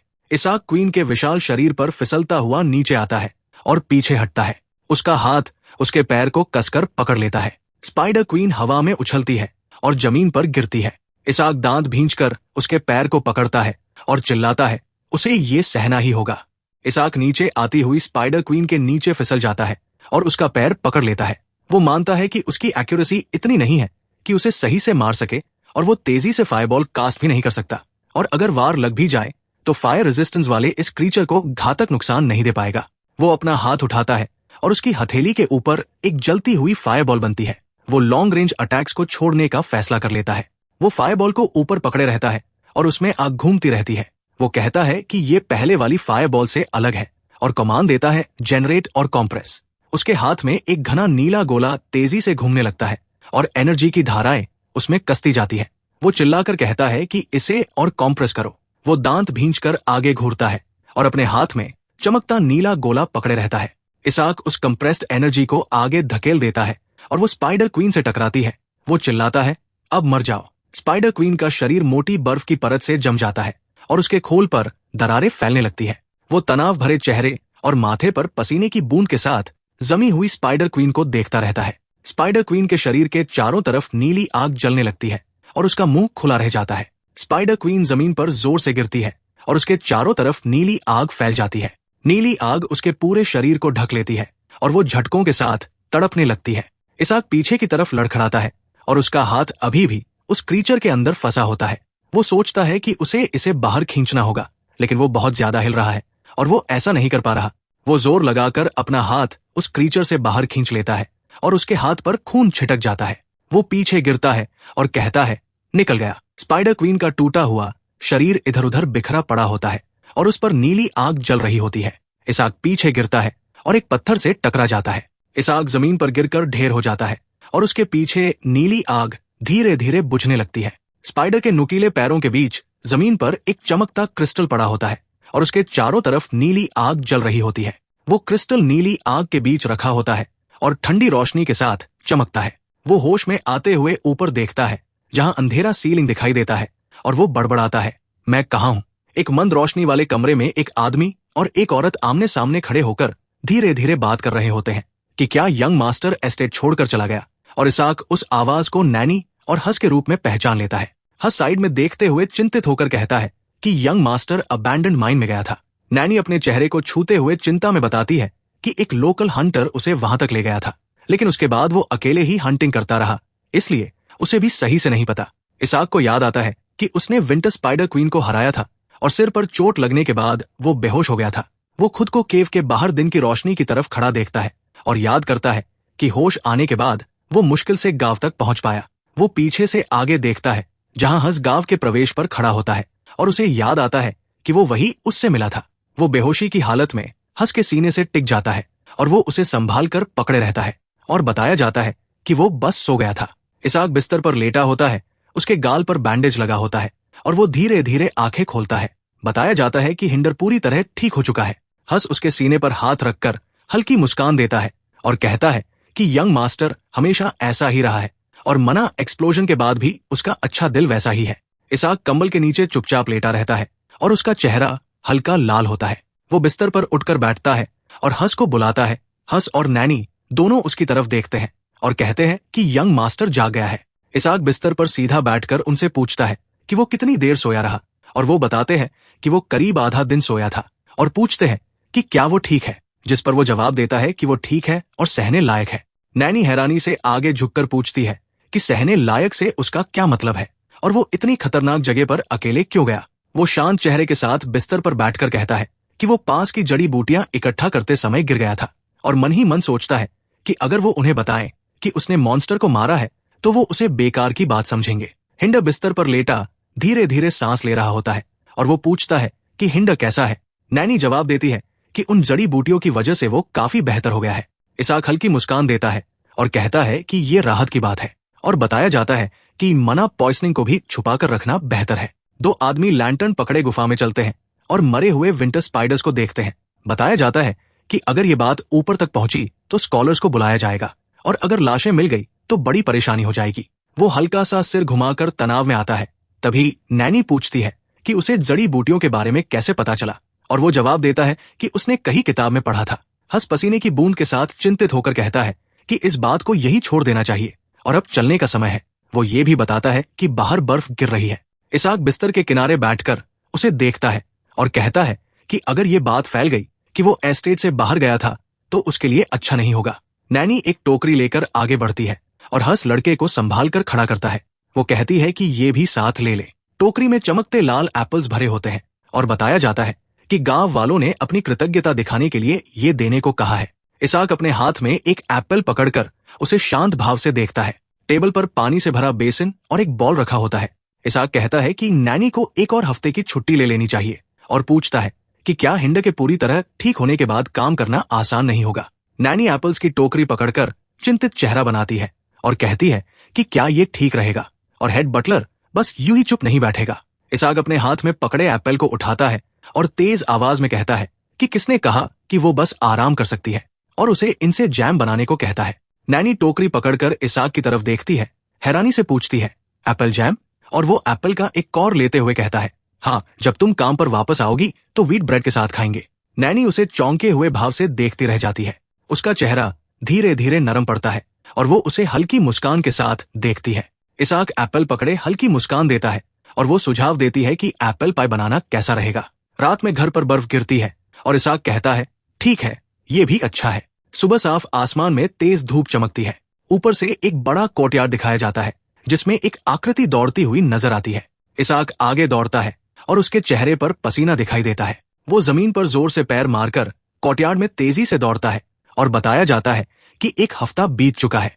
इसाक तनाव भरे चेहरे के साथ दौड़ता रहता है और बताया जाता है कि इस दौरान उसका मना वेसल भी बदल चुका है।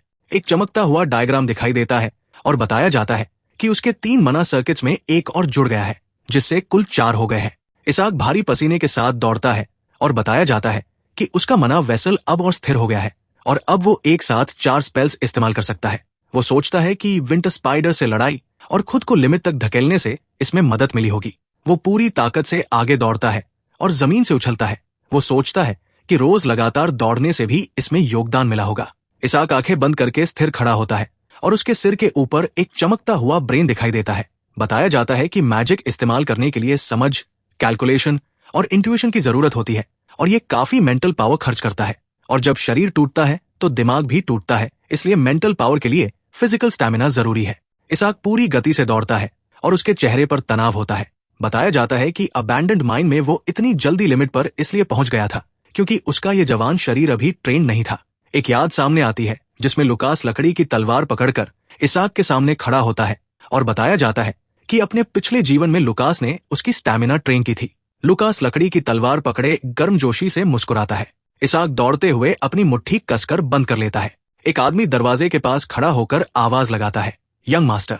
2 आदमी प्रवेश द्वार पर खड़े होते हैं और उनमें से एक कहता है कि आज उसका रेगुलर चेकअप है। इसाक अपने हाथ से पसीना पोंछते हुए आगे देखता है और कहता है कि ये हेड बटलर शिलर है। डॉक्टर आंखें बंद करके मुस्कुराता है, अपने सीने पर हाथ रखकर कहता है, नमस्कार यंग मास्टर, और पूछता है कि आज वो कैसा महसूस कर रहा है। इसाक फव्वारे के किनारे बैठा होता है और डॉक्टर उसके सामने केस लेकर घुटनों के बल बैठता है। बताया जाता है कि ये उसके पिता द्वारा नियुक्त पर्सनल डॉक्टर है और आसपास के इलाके में सबसे सफल है, लेकिन वो भी उसकी हालत को पूरी तरह नहीं समझ पाता। डॉक्टर इसाक के कंधों पर दोनों हाथ रखकर उसे जांचता है और कहता है कि आज कोई बड़ी समस्या नहीं दिख रही और वो पहले से ज्यादा स्वस्थ लग रहा है। इसाक खाली भाव से सामने देखता रहता है और डॉक्टर कहता है कि उसे धीरे धीरे उसकी दवा बदलनी चाहिए। इसाक जवाब देता है कि वो जैसे चाहे निष्कर्ष निकाल सकता है। डॉक्टर अपने केस की लेदर स्ट्रैप खोलता है। केस खुलता है और उसमें कई चमकते बैंगनी वायल्स दिखाई देते हैं। बताया जाता है कि ये पैनकिया नाम का पोषण है जो मना के फ्लो को स्टेबलाइज करता है। इसाक एक बैंगनी वायल हाथ में लेकर उसे देखता है और सोचता है पैनकिया, और उसका पिता सच में उसे बेहतरीन चीजें दिलाता है। एक बैंगनी वायल हर्ब्स की पृष्ठभूमि में दिखाई देता है और बताया जाता है कि पैनकिया का मतलब हर बीमारी का इलाज होता है और इसे कुछ लोग स्टिमुलेंट के तौर पर और सोल्जर्स परफॉर्मेंस एनहांसर के तौर पर इस्तेमाल करते हैं। एक छोटा हुड पहने व्यक्ति मेज पर लिखता हुआ दिखता है और बताया जाता है कि इस पोषण को मना के फ्लो को स्टेबलाइज करने वाला माना जाता है, लेकिन ये ट्रांसलेशन की गलतफ हमी थी। इसाक वायल को अपनी आंख के सामने उठाकर देखता है और बताया जाता है कि इसका असली असर मना के फ्लो को स्टिम्युलेट करना है और उसके लिए ये जहर की तरह काम करता है। डॉक्टर इसाक से बात करते हुए अपने सीने पर हाथ रखता है और इसाक सोचता है कि उसकी मौजूदा हालत में ये कैटलिस्ट की तरह काम करेगा और उसके मना सर्किट्स को बढ़ाने में मदद करेगा। डॉक्टर टेरेस पर पीठ घुमाकर दूर चला जाता है। इसाक केस पकड़े शिलर की तरफ देखता है और शिलर चुपचाप उसे देखता रहता है। शिलर गंभीर चेहरे से इसाक को देखता है और कहता है कि आज वो काफी शांत है और पूछता है कि क्या वो आमतौर पर दिखने पर गुस्सा नहीं करता। इसाक हल्की मुस्कान के साथ सिर घुमाता है और कहता है कि कि उसकी वजह से डायरेक्ट टेरिटरी के सारे डॉक्टर्स ने उसका पर्सनल डॉक्टर बनने से मना कर दिया था, और पूछता है कि क्या उसे गुस्सा करना चाहिए था। शिलर अपने मोनोकल के पीछे से इसाक को ध्यान से देखता है और उसके होंठ हल्के से खुलते हैं, जैसे वो कुछ कहने वाला हो। इसाक सख्त हो जाता है और अपना सूटकेस कसकर पकड़ लेता है। माहौल बैंगनी अंधेरे में बदलता है और शिलर बताता है कि उसे पता है कि उसने ब्लैक गूज विलेज में निमोनिया ठीक किया था। दोनों फव्वारे के पास खड़े होते हैं और इसाक पूछता है कि क्या उसे पहले से पता था। शिलर शांत स्वर में कहता है कि उसे ये बात हद से पता चली, और इसाक इशारा करता है कि ये जानकारी यूं ही नहीं मिली होगी। इसाक मन ही मन मान लेता है कि हद से पूछताछ की गई होगी और हालात और गंभीर हो जाते हैं। शिलर का चेहरा सख्त हो जाता है और वो चेतावनी देता है कि अगर ये बात बाहर गई तो एडवाइजरी कमेटी चुप नहीं बैठेगी। इसाक तनाव भरे चेहरे से ऊपर देखता है और कहता है कि इस बार वो इसे जाने देगा। शिलर करीब झुककर इसाक से सख्ती से कहता है कि अब से वो खुद पर नियंत्रण रखे। उसकी सख्त नजर शांत अधिकार के साथ नीचे टिकती है। इसाक का चेहरा हल्का मुड़ता है और उसके चेहरे पर पसीने की बूंद बहती है। वो सोचता है कि वो कभी भी शिलर के करीब नहीं आ पाया। शिलर हाथ पीछे बांधकर आगे बढ़ता है और दोनों तरफ खड़ी मेज झुककर उसे सलाम करती है। बताया जाता है कि वो हमेशा सख्त और दूरी बनाए रखने वाला हेड बटलर है। वो अपने दस्ताने वाले हाथ से सूटकेस का हैंडल पकड़ता है और उसे ले लेता है और कहता है कि अगर इसाक सच में खुद को रोक नहीं सकता। वो सूटकेस पकड़कर इसाक के सामने खड़ा होता है और कहता है कि कम से कम पहले उससे बात तो कर ले। इसाक शांत भाव से उसकी तरफ देखता है और बताया जाता है कि ये बात वैसी ही है जैसी जोनस ने मरने से पहले कही थी। शिलर एक टूटे हुए हॉल में अकेला खड़ा होता है जहां चारों तरफ मलबा बिखरा होता है। बताया जाता है कि उसने पिछले पेट्रियार्क के समय से परिवार की सेवा की थी और घर के टूटने के बाद उसने अपनी जान भी गंवा दी। इसाक हल्की मुस्कान के साथ सिर झुका लेता है और बताया जाता है कि वो अंदर से काफी परवाह करता है। वो कहता है, समझ गया, धन्यवाद शिलर। शिलर सीधे सामने देखता है और उसका चेहरा बिल्कुल सामान्य रहता है। कोर्टयार्ड में फाउंटेन और पेड़ दिखाई देते हैं और शिलर कहता है कि वैसे इसाक आजकल हर दिन दौड़ रहा है और पूछता है कि क्या इसके पीछे कोई खास वजह है। इसाक की आंख हल्की सी सिकुड़ती है और वो आगे देखता है। वो एक हाथ उठाता है और उसके पीछे एक चमकता हुआ मैजिक सर्कल बनता है।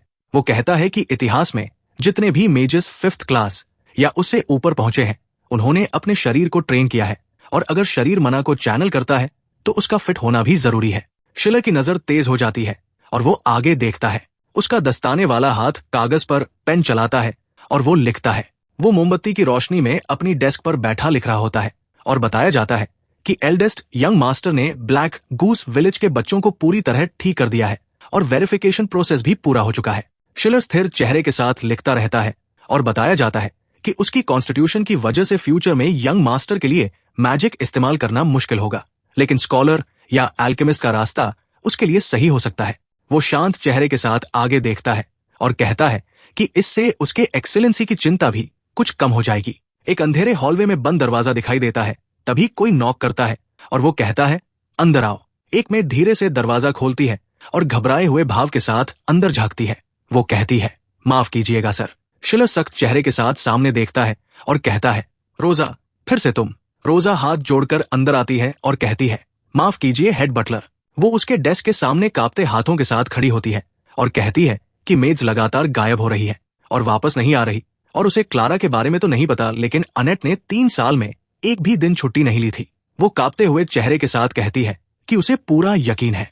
एक मेड जमीन पर बेहोश पड़ी दिखाई देती है और वो कहती है कि उसे पूरा यकीन है कि उसके साथ कुछ हुआ है। एक मेड अपना गाल हाथ पर टिकाकर कहती है कि क्या ये अजीब नहीं है। 2 मेज लकड़ी के बक्सों के पास खड़ी होती है और एक आदमी ब्रूम पकड़े उन्हें देखता है। उनमें से एक कहती है कि सिर्फ 2 महीने में 3 मेज गायब हो गई, और वो जवाब देता है कि ऐसा लगता तो है, और गोइथ कोई बहुत अच्छी जगह भी नहीं है। बिल ब्रूम पकड़कर कैजुअली इशारा करते हुए कहता है कि उत्तर में मौसम कठोर है और बैंडिट्स या मॉन्स्टर्स अक्सर दिखाई देते हैं।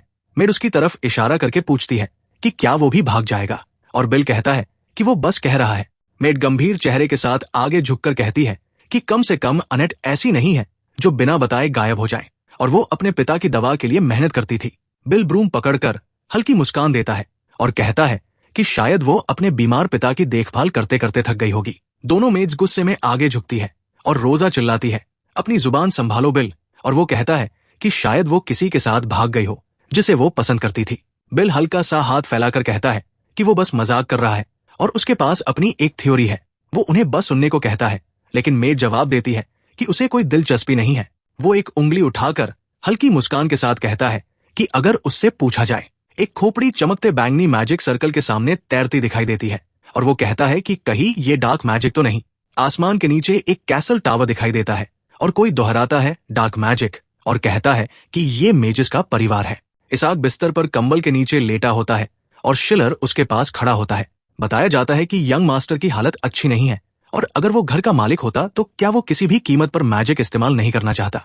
मेड हैरानी में अपना मुंह ढक लेती है और रोजा चिल्लाकर पूछती है कि क्या वो कह रहा है कि गायब हुई लड़कियों को जिंदा बलि चढ़ाया गया है, और वो उससे पूछती है कि वो क्या बकवास कर रहा है। बिल ब्रूम पकड़े मुस्कुराता है और रोजा कहती है कि अगर वो ऐसी अजीब अफवाहें फैलाता रहा तो वो चुप नहीं बैठेगी।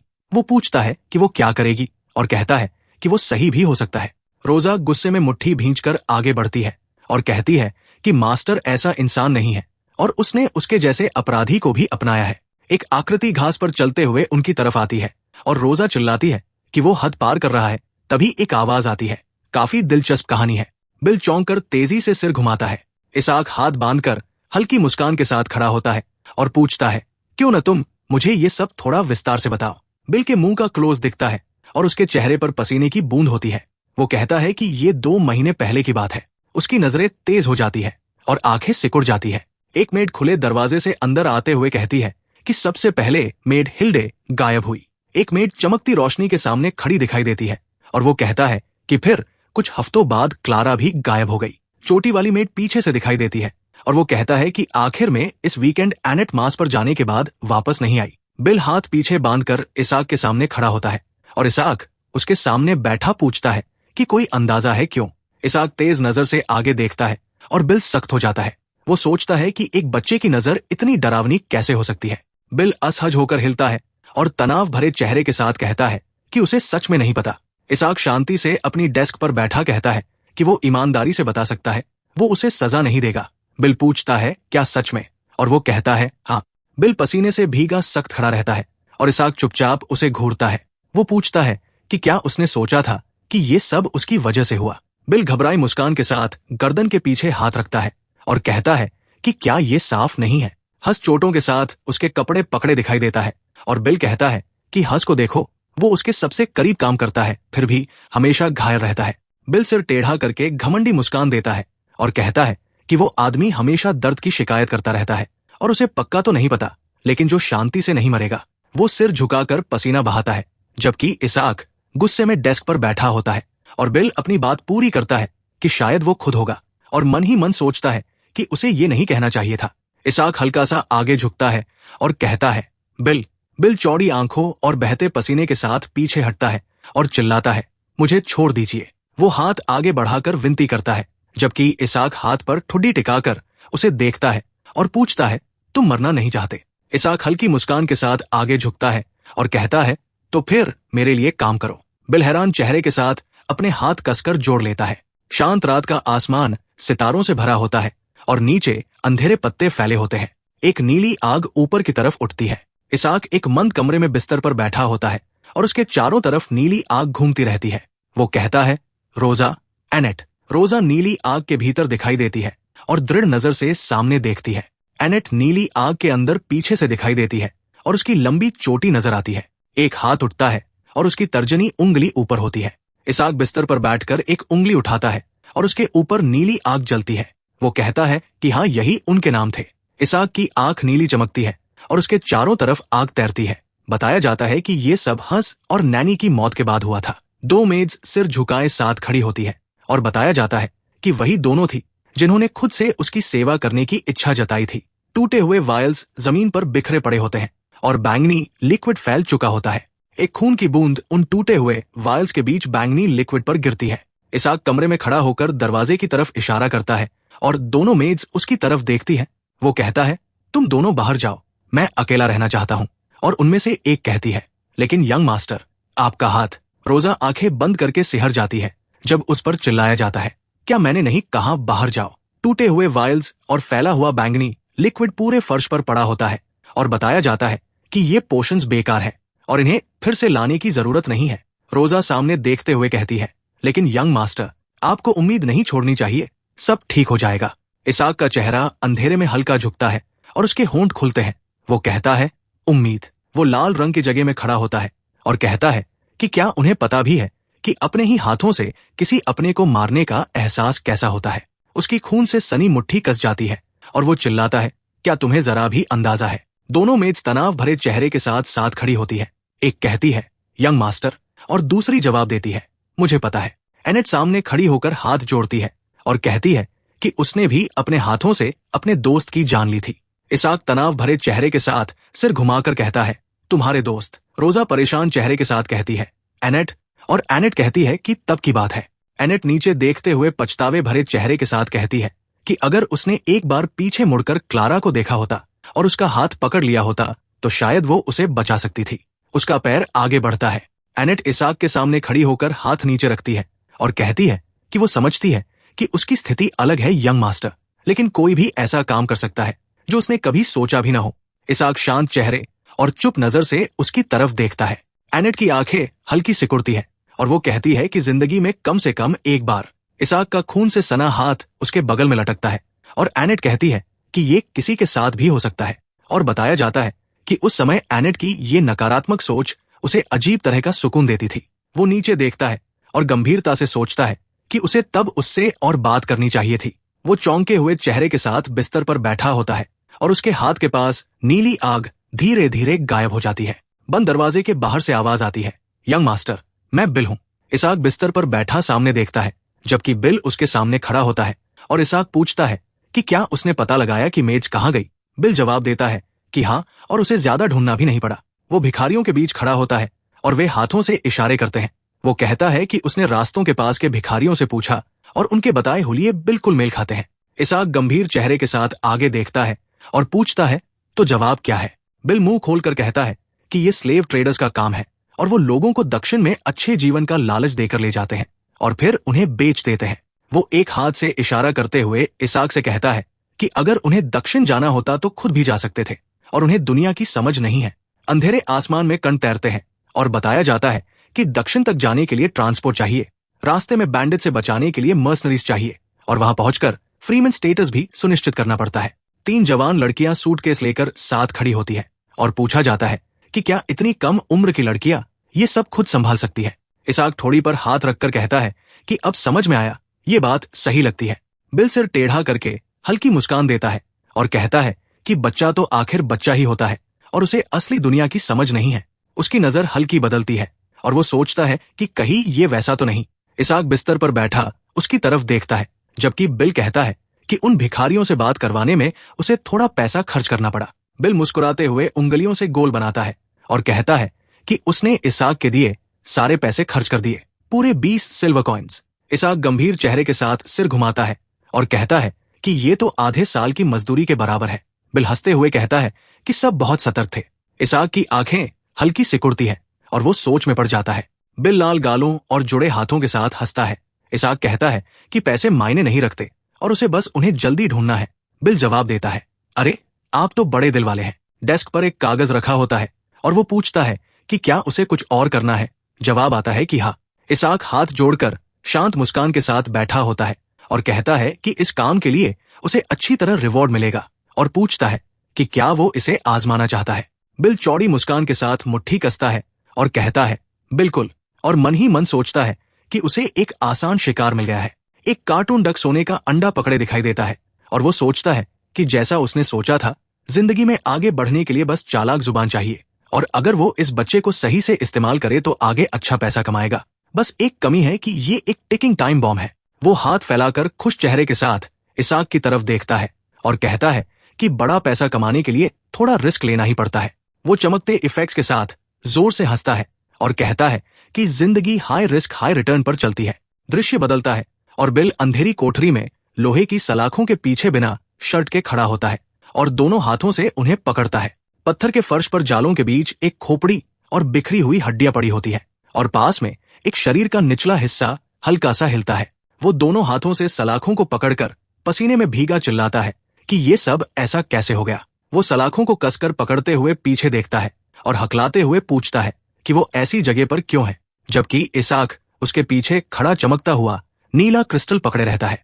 इसाक हाथ बांधकर क्रिस्टल पकड़े हल्की मुस्कान के साथ आगे देखता है। एक अंधेरी अंडरग्राउंड गलियारा दिखाई देता है जहां सेल्स, चेन्स, टॉर्चेस और बहता पानी मौजूद है। बिल का हाथ कांपता है जब वो आयरन बार को कसकर पकड़ता है। वो गुस्से में अपना चेहरा सलाखों से चिपकाकर कहता है, धत, ये ऐसा कैसे हो गया। एक क्लोक्ड आदमी कैरेज के पास पैसे देता है और कहता है कि उसे बर्न सिटी जाना है। और बिल सोचता है कि जब उसने यंग मास्टर को मैंशन से चुपके से बाहर निकाला था तब सब ठीक था। बिल एक आदमी से बात करते हुए हाथ उठाता है और इसाक उसके पास खड़ा होता है।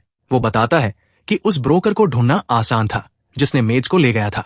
वो आदमी गंभीर चेहरे के साथ सामने देखता है और कहता है, लेकिन करीब से इसाक के क्लोक का क्लास्प और कपड़े रोशनी में चमकते दिखाई देते हैं।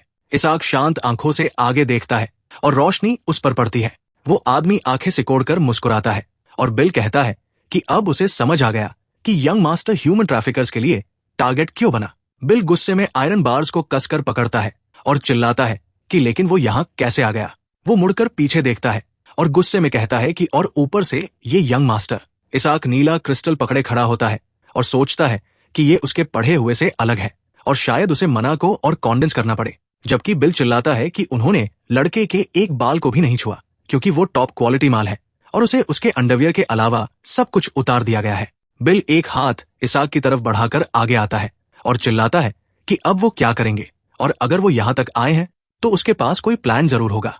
इसाक आंखें बंद करके क्रिस्टल को अपने सीने के पास पकड़े रहता है जबकि बिल चिल्लाता है कि पत्थर से खेलना बंद करे और कुछ बोले। वो एक हाथ जेब में डालकर शांति से खड़ा बिल की तरफ देखता है और कहता है कि अब उसने औपचारिकता छोड़ दी है। बिल उसकी तरफ इशारा करके कहता है कि अगर वो उसकी जगह होता तो क्या वो औपचारिकता निभाता।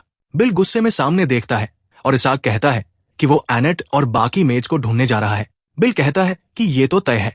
इसाक आयरन बार्स के पीछे खड़ा बाहर देखता है और बिल कहता है कि इसका मतलब है कि उसके पास इन मजबूत सलाखों को तोड़ने का तरीका होगा।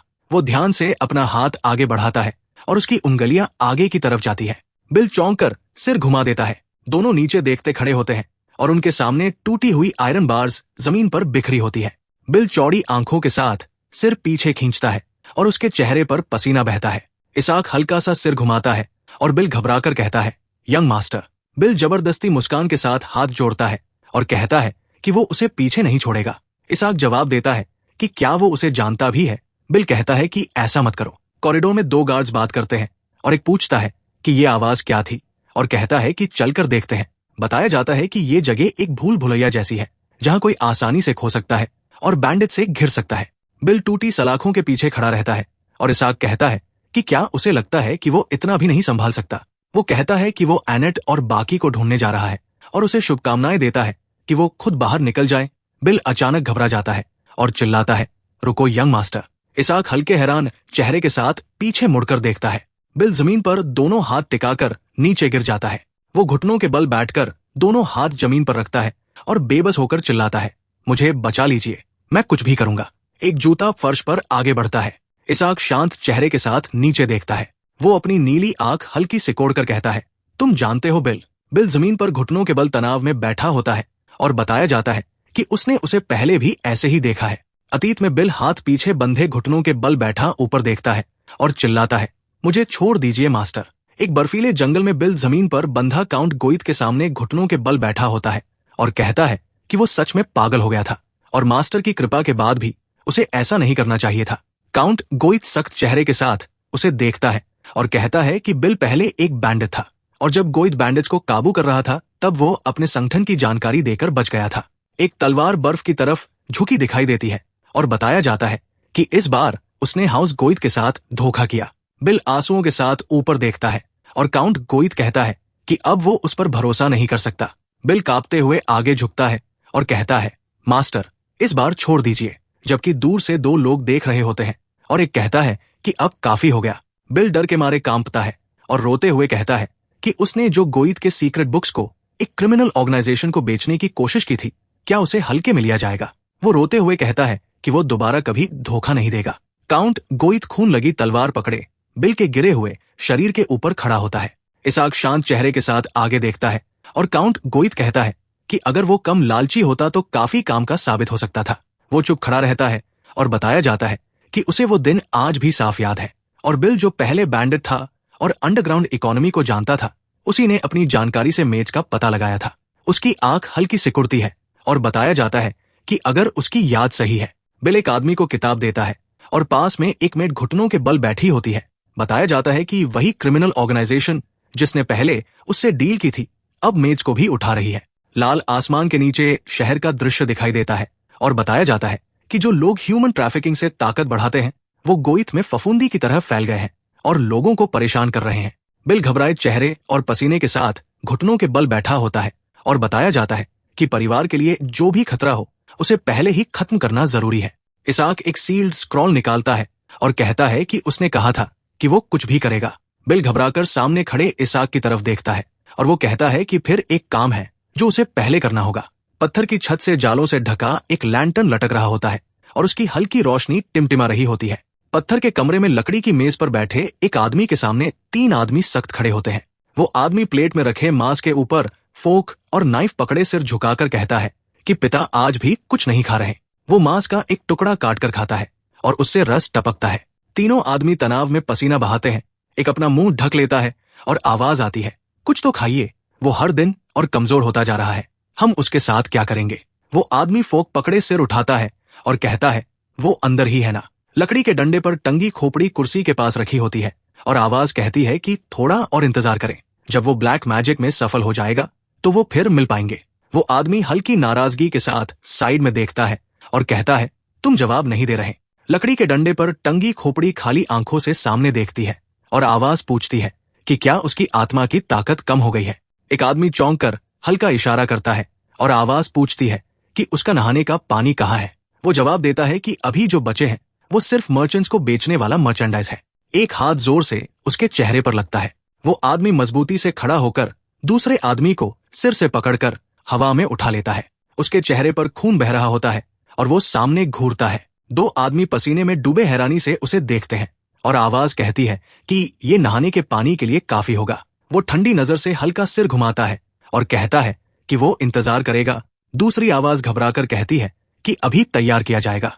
वो पत्थर के कॉरिडोर में आगे बढ़ जाता है। एक आदमी पत्थर के फर्श पर पड़े खून से सने शरीर के ऊपर खड़ा होता है और दूसरा उसके पास घुटनों के बल बैठा होता है। एक आदमी सिर पकड़कर परेशान दिखता है और दूसरा जमीन पर बैठकर कहता है, धत, ये ब्लैक मैजिक। टेबल पर खून लगे बर्तन और प्लेट रखे होते हैं और आवाजें कहती है कि ये कितनी बार हो चुका है और अगली बार उन्हें वही मर्चेंडाइज चढ़ा देना चाहिए जिसे बेचने वाले थे। एक क्लोक्ड आदमी झुककर लाश का हाथ पकड़ता है और आवाज कहती है कि नहीं तो सब मर जाएंगे। दूसरी आवाज कहती है कि शिकायत बंद करो और इस बॉडी को संभालो। क्लोक्ड आदमी चौंक कर सिर उठाता है। 2 आदमी दरवाजे के पीछे से झांकते हैं और तनाव में कॉरिडोर की तरफ देखते हैं। अंधेरा कॉरिडोर आगे तक फैला होता है और टॉर्च की हल्की रोशनी पड़ती है। दोनों आदमी साथ खड़े पसीना बहाते चुप रहते हैं। दोनों की आंखें चौड़ी हो जाती हैं और वो हैरानी से आगे देखते रहते हैं। अंधेरा कॉरिडोर गूंजती आवाज से भर जाता है और कोई हकलाकर पूछता है, ये कैसी आवाज है। दोनों आदमी घबराकर सख्त हो जाते हैं और उनके गले सूख जाते हैं। वो दरवाजे पर खड़े आगे देखते हैं और एक आवाज लगाता है, बॉस नियस। एक कटा हुआ सिर पत्थर के फर्श पर एक आदमी के जूते के पास पड़ा होता है और हल्का लुढ़कता है। खून से सना चेहरा बड़ी आग के साथ ऊपर देखता रहता है। दोनों आदमी डर के मारे पीछे हटते हैं और चीख पड़ते हैं। एक आदमी पीछे गिर जाता है और दूसरा घुटनों के बल बैठ जाता है, जबकि उनके सामने वो कटा हुआ सिर पड़ा होता है। एक जूता आगे बढ़कर उनके सामने आता है और आवाज कहती है, अरे। खून से सना क्लीवर एक हाथ में मजबूती से पकड़ा होता है और वो कहता है, थोड़ा पानी मिल सकता है। एक आदमी चौड़ी आंखों से देखता है और कहता है, तुम। एक आदमी के चेहरे से खून बहता है और उसका सिर हल्का झुका होता है। बिल आगे बढ़ता है, एक हाथ से अपना सिर छूता है और दूसरे में क्लीवर पकड़े होता है। कोई चिल्लाता है, बिल। वो खून से सने चेहरे के साथ मुस्कुराता है और सिर छूते हुए कहता है, पानी दे दो, कमीनो। वो क्लीवर को कसकर पकड़ता है और कहता है, धत, मैं ये क्यों कर रहा हूं। उसकी आंखें तेज हो जाती है और वो कहता है कि ये सब उस लड़के की वजह से है। इसाक बिल की तरफ एक कागज बढ़ाता है और कहता है कि उसने कहा था वो कुछ भी करेगा और पहले उसे एक काम करना होगा। बिल उसे देखकर पूछता है कि ये क्या है। इसाक हल्की मुस्कान के साथ कहता है कि जैसा दिख रहा है वैसा ही है और ये एक कॉन्ट्रैक्ट है। वो कॉन्ट्रैक्ट बिल के सामने पकड़कर कहता है कि बिल को बिना शर्त उसकी बात माननी होगी और कोई जानकारी बाहर नहीं बताएगा और अगर शर्त तोड़ी तो मौत होगी। बिल चौंक कर पीछे हटता है और कहता है, रुको, ये कैसी शर्तें हैं। इसाक दूसरे हाथ में नाइफ पकड़कर कहता है कि इसे खून से साइन करना होगा और तभी मैजिक काम करेगा। बिल चिल्लाता है कि क्या वो पागल है और वो ऐसा क्यों करेगा। बिल अचानक आवाज सुनकर सिर घुमाता है और कोई चिल्लाता है, कौन है वहां, जबकि इसाक वही खड़ा कॉन्ट्रैक्ट पकड़े रहता है। इसाक शांत नजर से आगे देखता है और कहता है, जल्दी करो, हमारे पास ज्यादा समय नहीं है। बिल डरे हुए चेहरे से उसे देखता है और पूछता है कि क्या वो जीना नहीं चाहता। 2 लोगों के पैर पत्थर के फर्श पर दौड़ते हुए आते हैं। एक हाथ कॉन्ट्रैक्ट को कसकर पकड़ता है और कागज ऊपर उठता है। दोनों के कदम तेजी से दौड़ते रहते हैं। बिल आंखें बंद करके पसीना बहाता है। इसाक कॉन्ट्रैक्ट और नाइफ पकड़े खड़ा रहता है और बिल बिजली की तरह तेजी से उससे ब्लेड छीन लेता है और चिल्लाता है, धत्त। बिल ब्लेड को अपने सीने के पास लाकर अपनी उंगली काटता है और दर्द से चेहरा सिकोड़ता है। वो खून लगी उंगली कॉन्ट्रैक्ट पर दबाता है और कागज पर खून का निशान छोड़ देता है। बिल के चारों तरफ एक चमकता हुआ सर्कल बनता है और वो कॉन्ट्रैक्ट के ऊपर झुकता है। इसाक पास खड़ा रहता है और मैजिक एक्टिवेट हो जाता है। इसाक हल्की मुस्कान के साथ खड़ा रहता है और उसके आसपास रोशनी बहती है। 3 आदमी तेजी से उनकी तरफ दौड़ते हैं और एक चिल्लाता है कि वो कौन है और बाहर कैसे आए। इसाक अपना हाथ आगे घुमाता है और एक तेज वार छोड़ता है। बिल पीछे हटते हुए चिल्लाता है, लो, ये आ गए। वो वार तीनों के चेहरे पर एक साथ लगता है और उनकी गर्दन झटके से पीछे चली जाती है। इसाक अपने हाथ में चमकती नीली रोशनी लिए खड़ा होता है और बिल उसके पास घुटनों के बल बैठा होता है, जबकि हमलावर उनके चारों तरफ गिर चुके होते हैं। 2 आदमी जमीन पर पड़े होते हैं। उनकी आंखें घूमी हुई होती है और चेहरे पर चोट के निशान होते हैं। एक पूछता है कि क्या वो मर गए और दूसरा जवाब देता है कि वो बस बेहोश हुए हैं। बिल हैरानी से सिर घुमाकर कहता है, ये आखिर कैसे। एक चमकता नीला क्रिस्टल खुले हाथ के ऊपर तैरता है। इसाक एक ग्लोइंग ऑर्ब और क्रिस्टल पकड़े होता है और उसके चारों तरफ ठंडी एनर्जी घूमती है। बिल कहता है, मैजिक। एक लंबा अंडरग्राउंड टनल दिखाई देता है जिसमें पानी की नालियां और लकड़ी के रास्ते होते हैं और हल्की टॉर्च की रोशनी होती है। इसाक और बिल एक संकरे रास्ते पर चलते हैं। बिल ब्लेड पकड़े होता है और इसाक अपने हाथ में क्रिस्टल को देखता है। बिल घबराई मुस्कान के साथ आगे चलते हुए कहता है कि उसने पहली बार आइस मैजिक देखा है और ये कमाल है।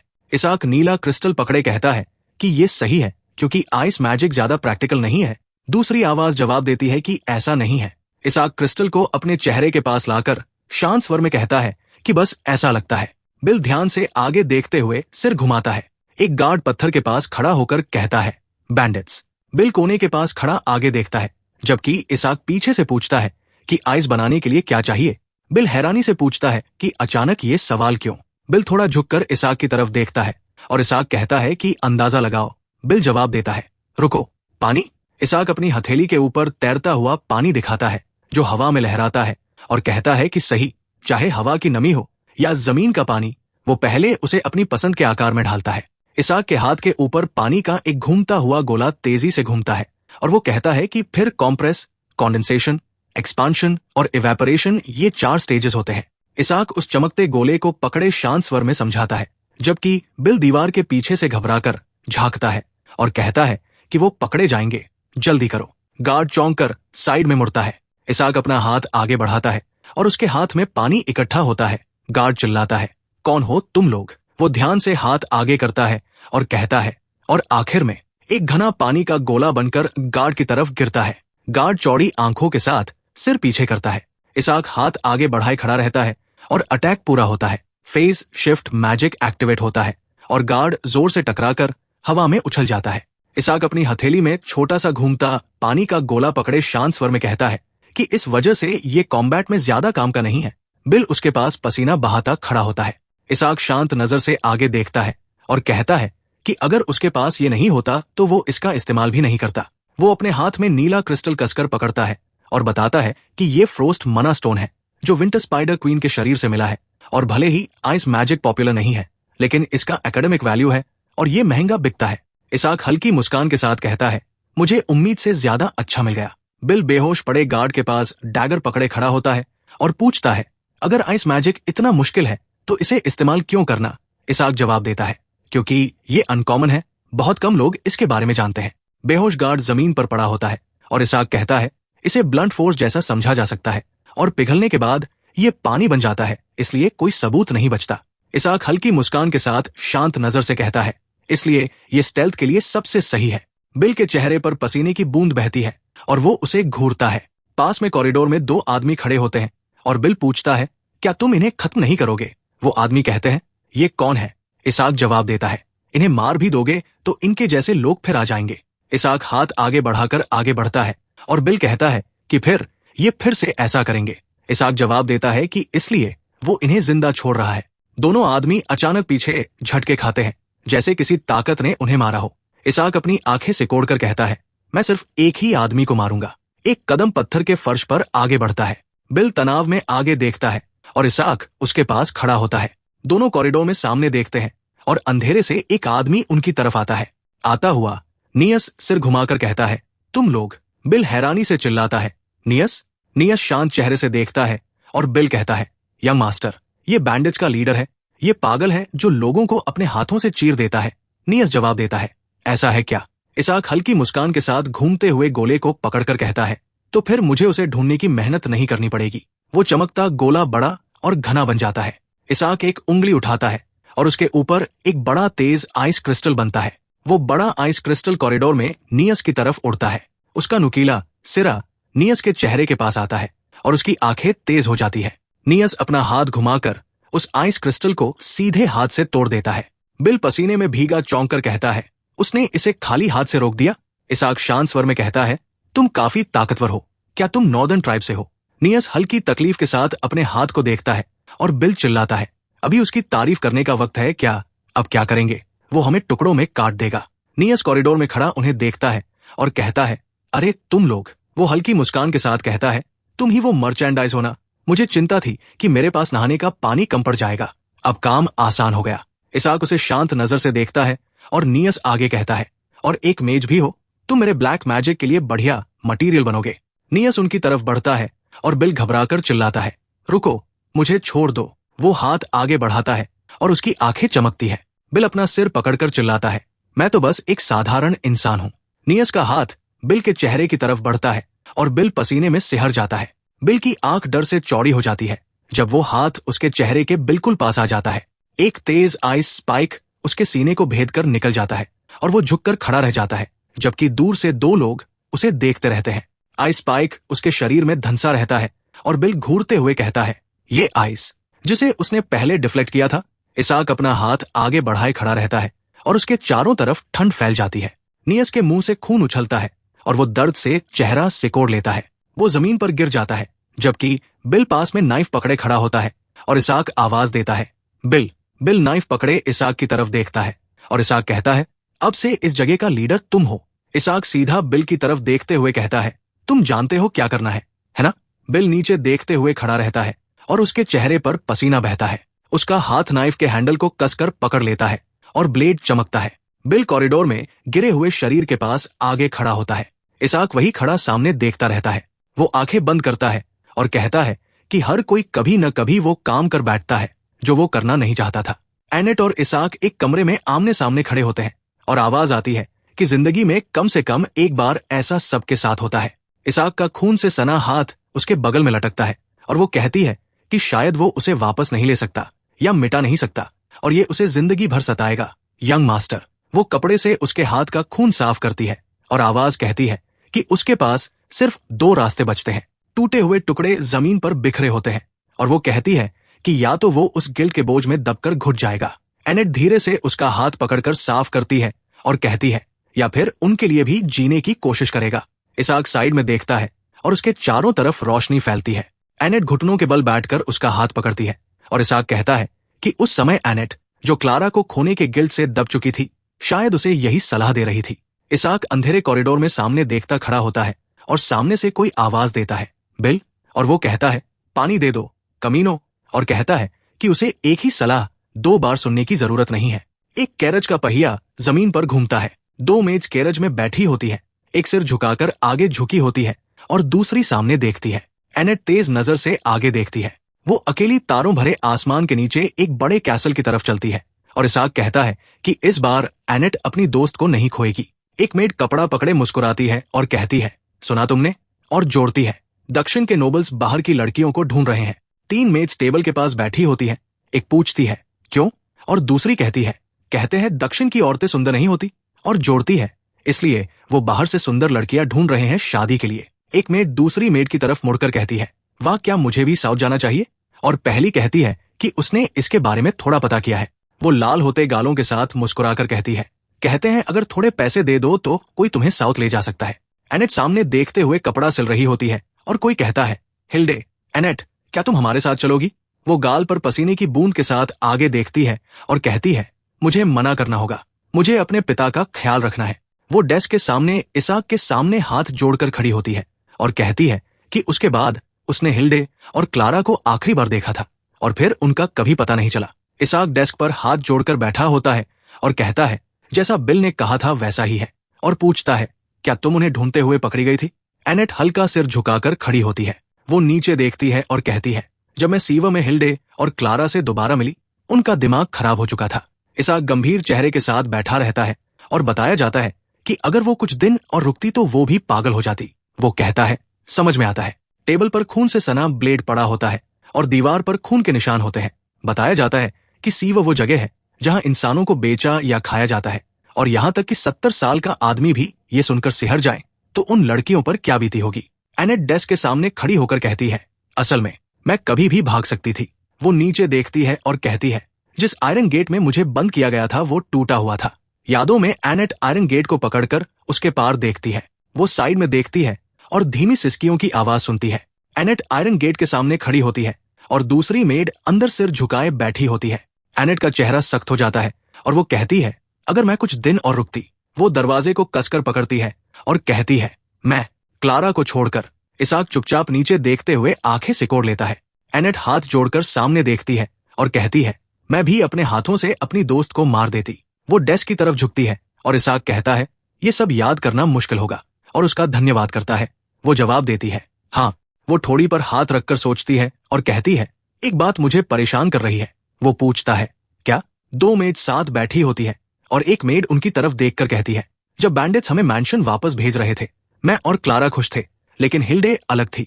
हिल्डे कांपते हुए अपना अंगूठा काटती है और कहती है, नहीं, अगर मैं मैंशन वापस गई। एनेट तनाव में कहती है, अगर हिल्डे मैंशन गई तो वो मर जाएगी, और जोड़ती है कि वो सिर्फ सजा से डर नहीं रही थी।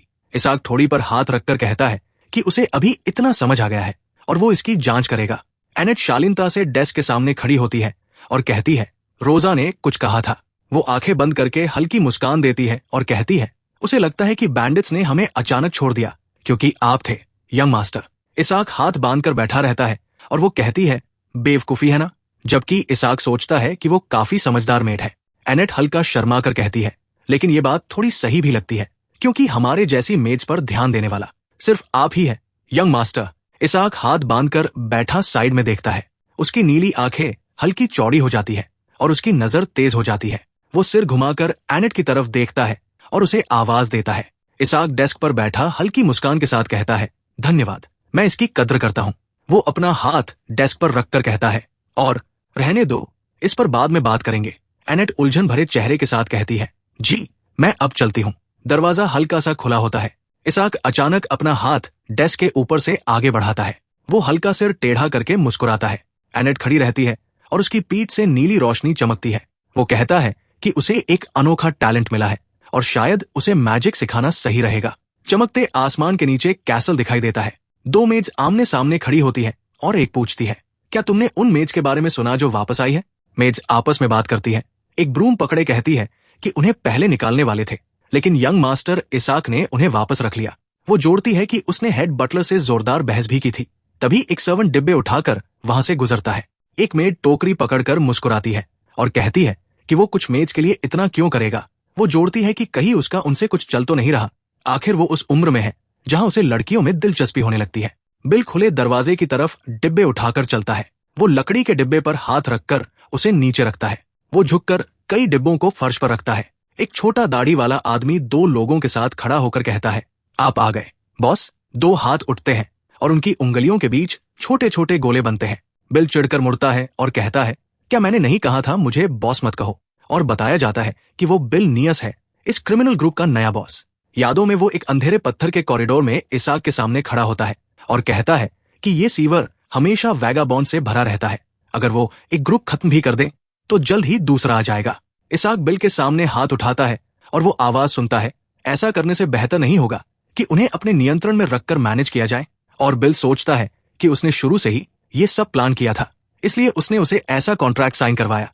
वो हकीकत में सिर पकड़कर घबरा जाता है और कहता है कि अगर कोई कॉन्फ्लिक्ट या मुटीनी हुई तो सबसे पहले उसकी गर्दन ही कटेगी। वो डिब्बों पर बैठ जाता है।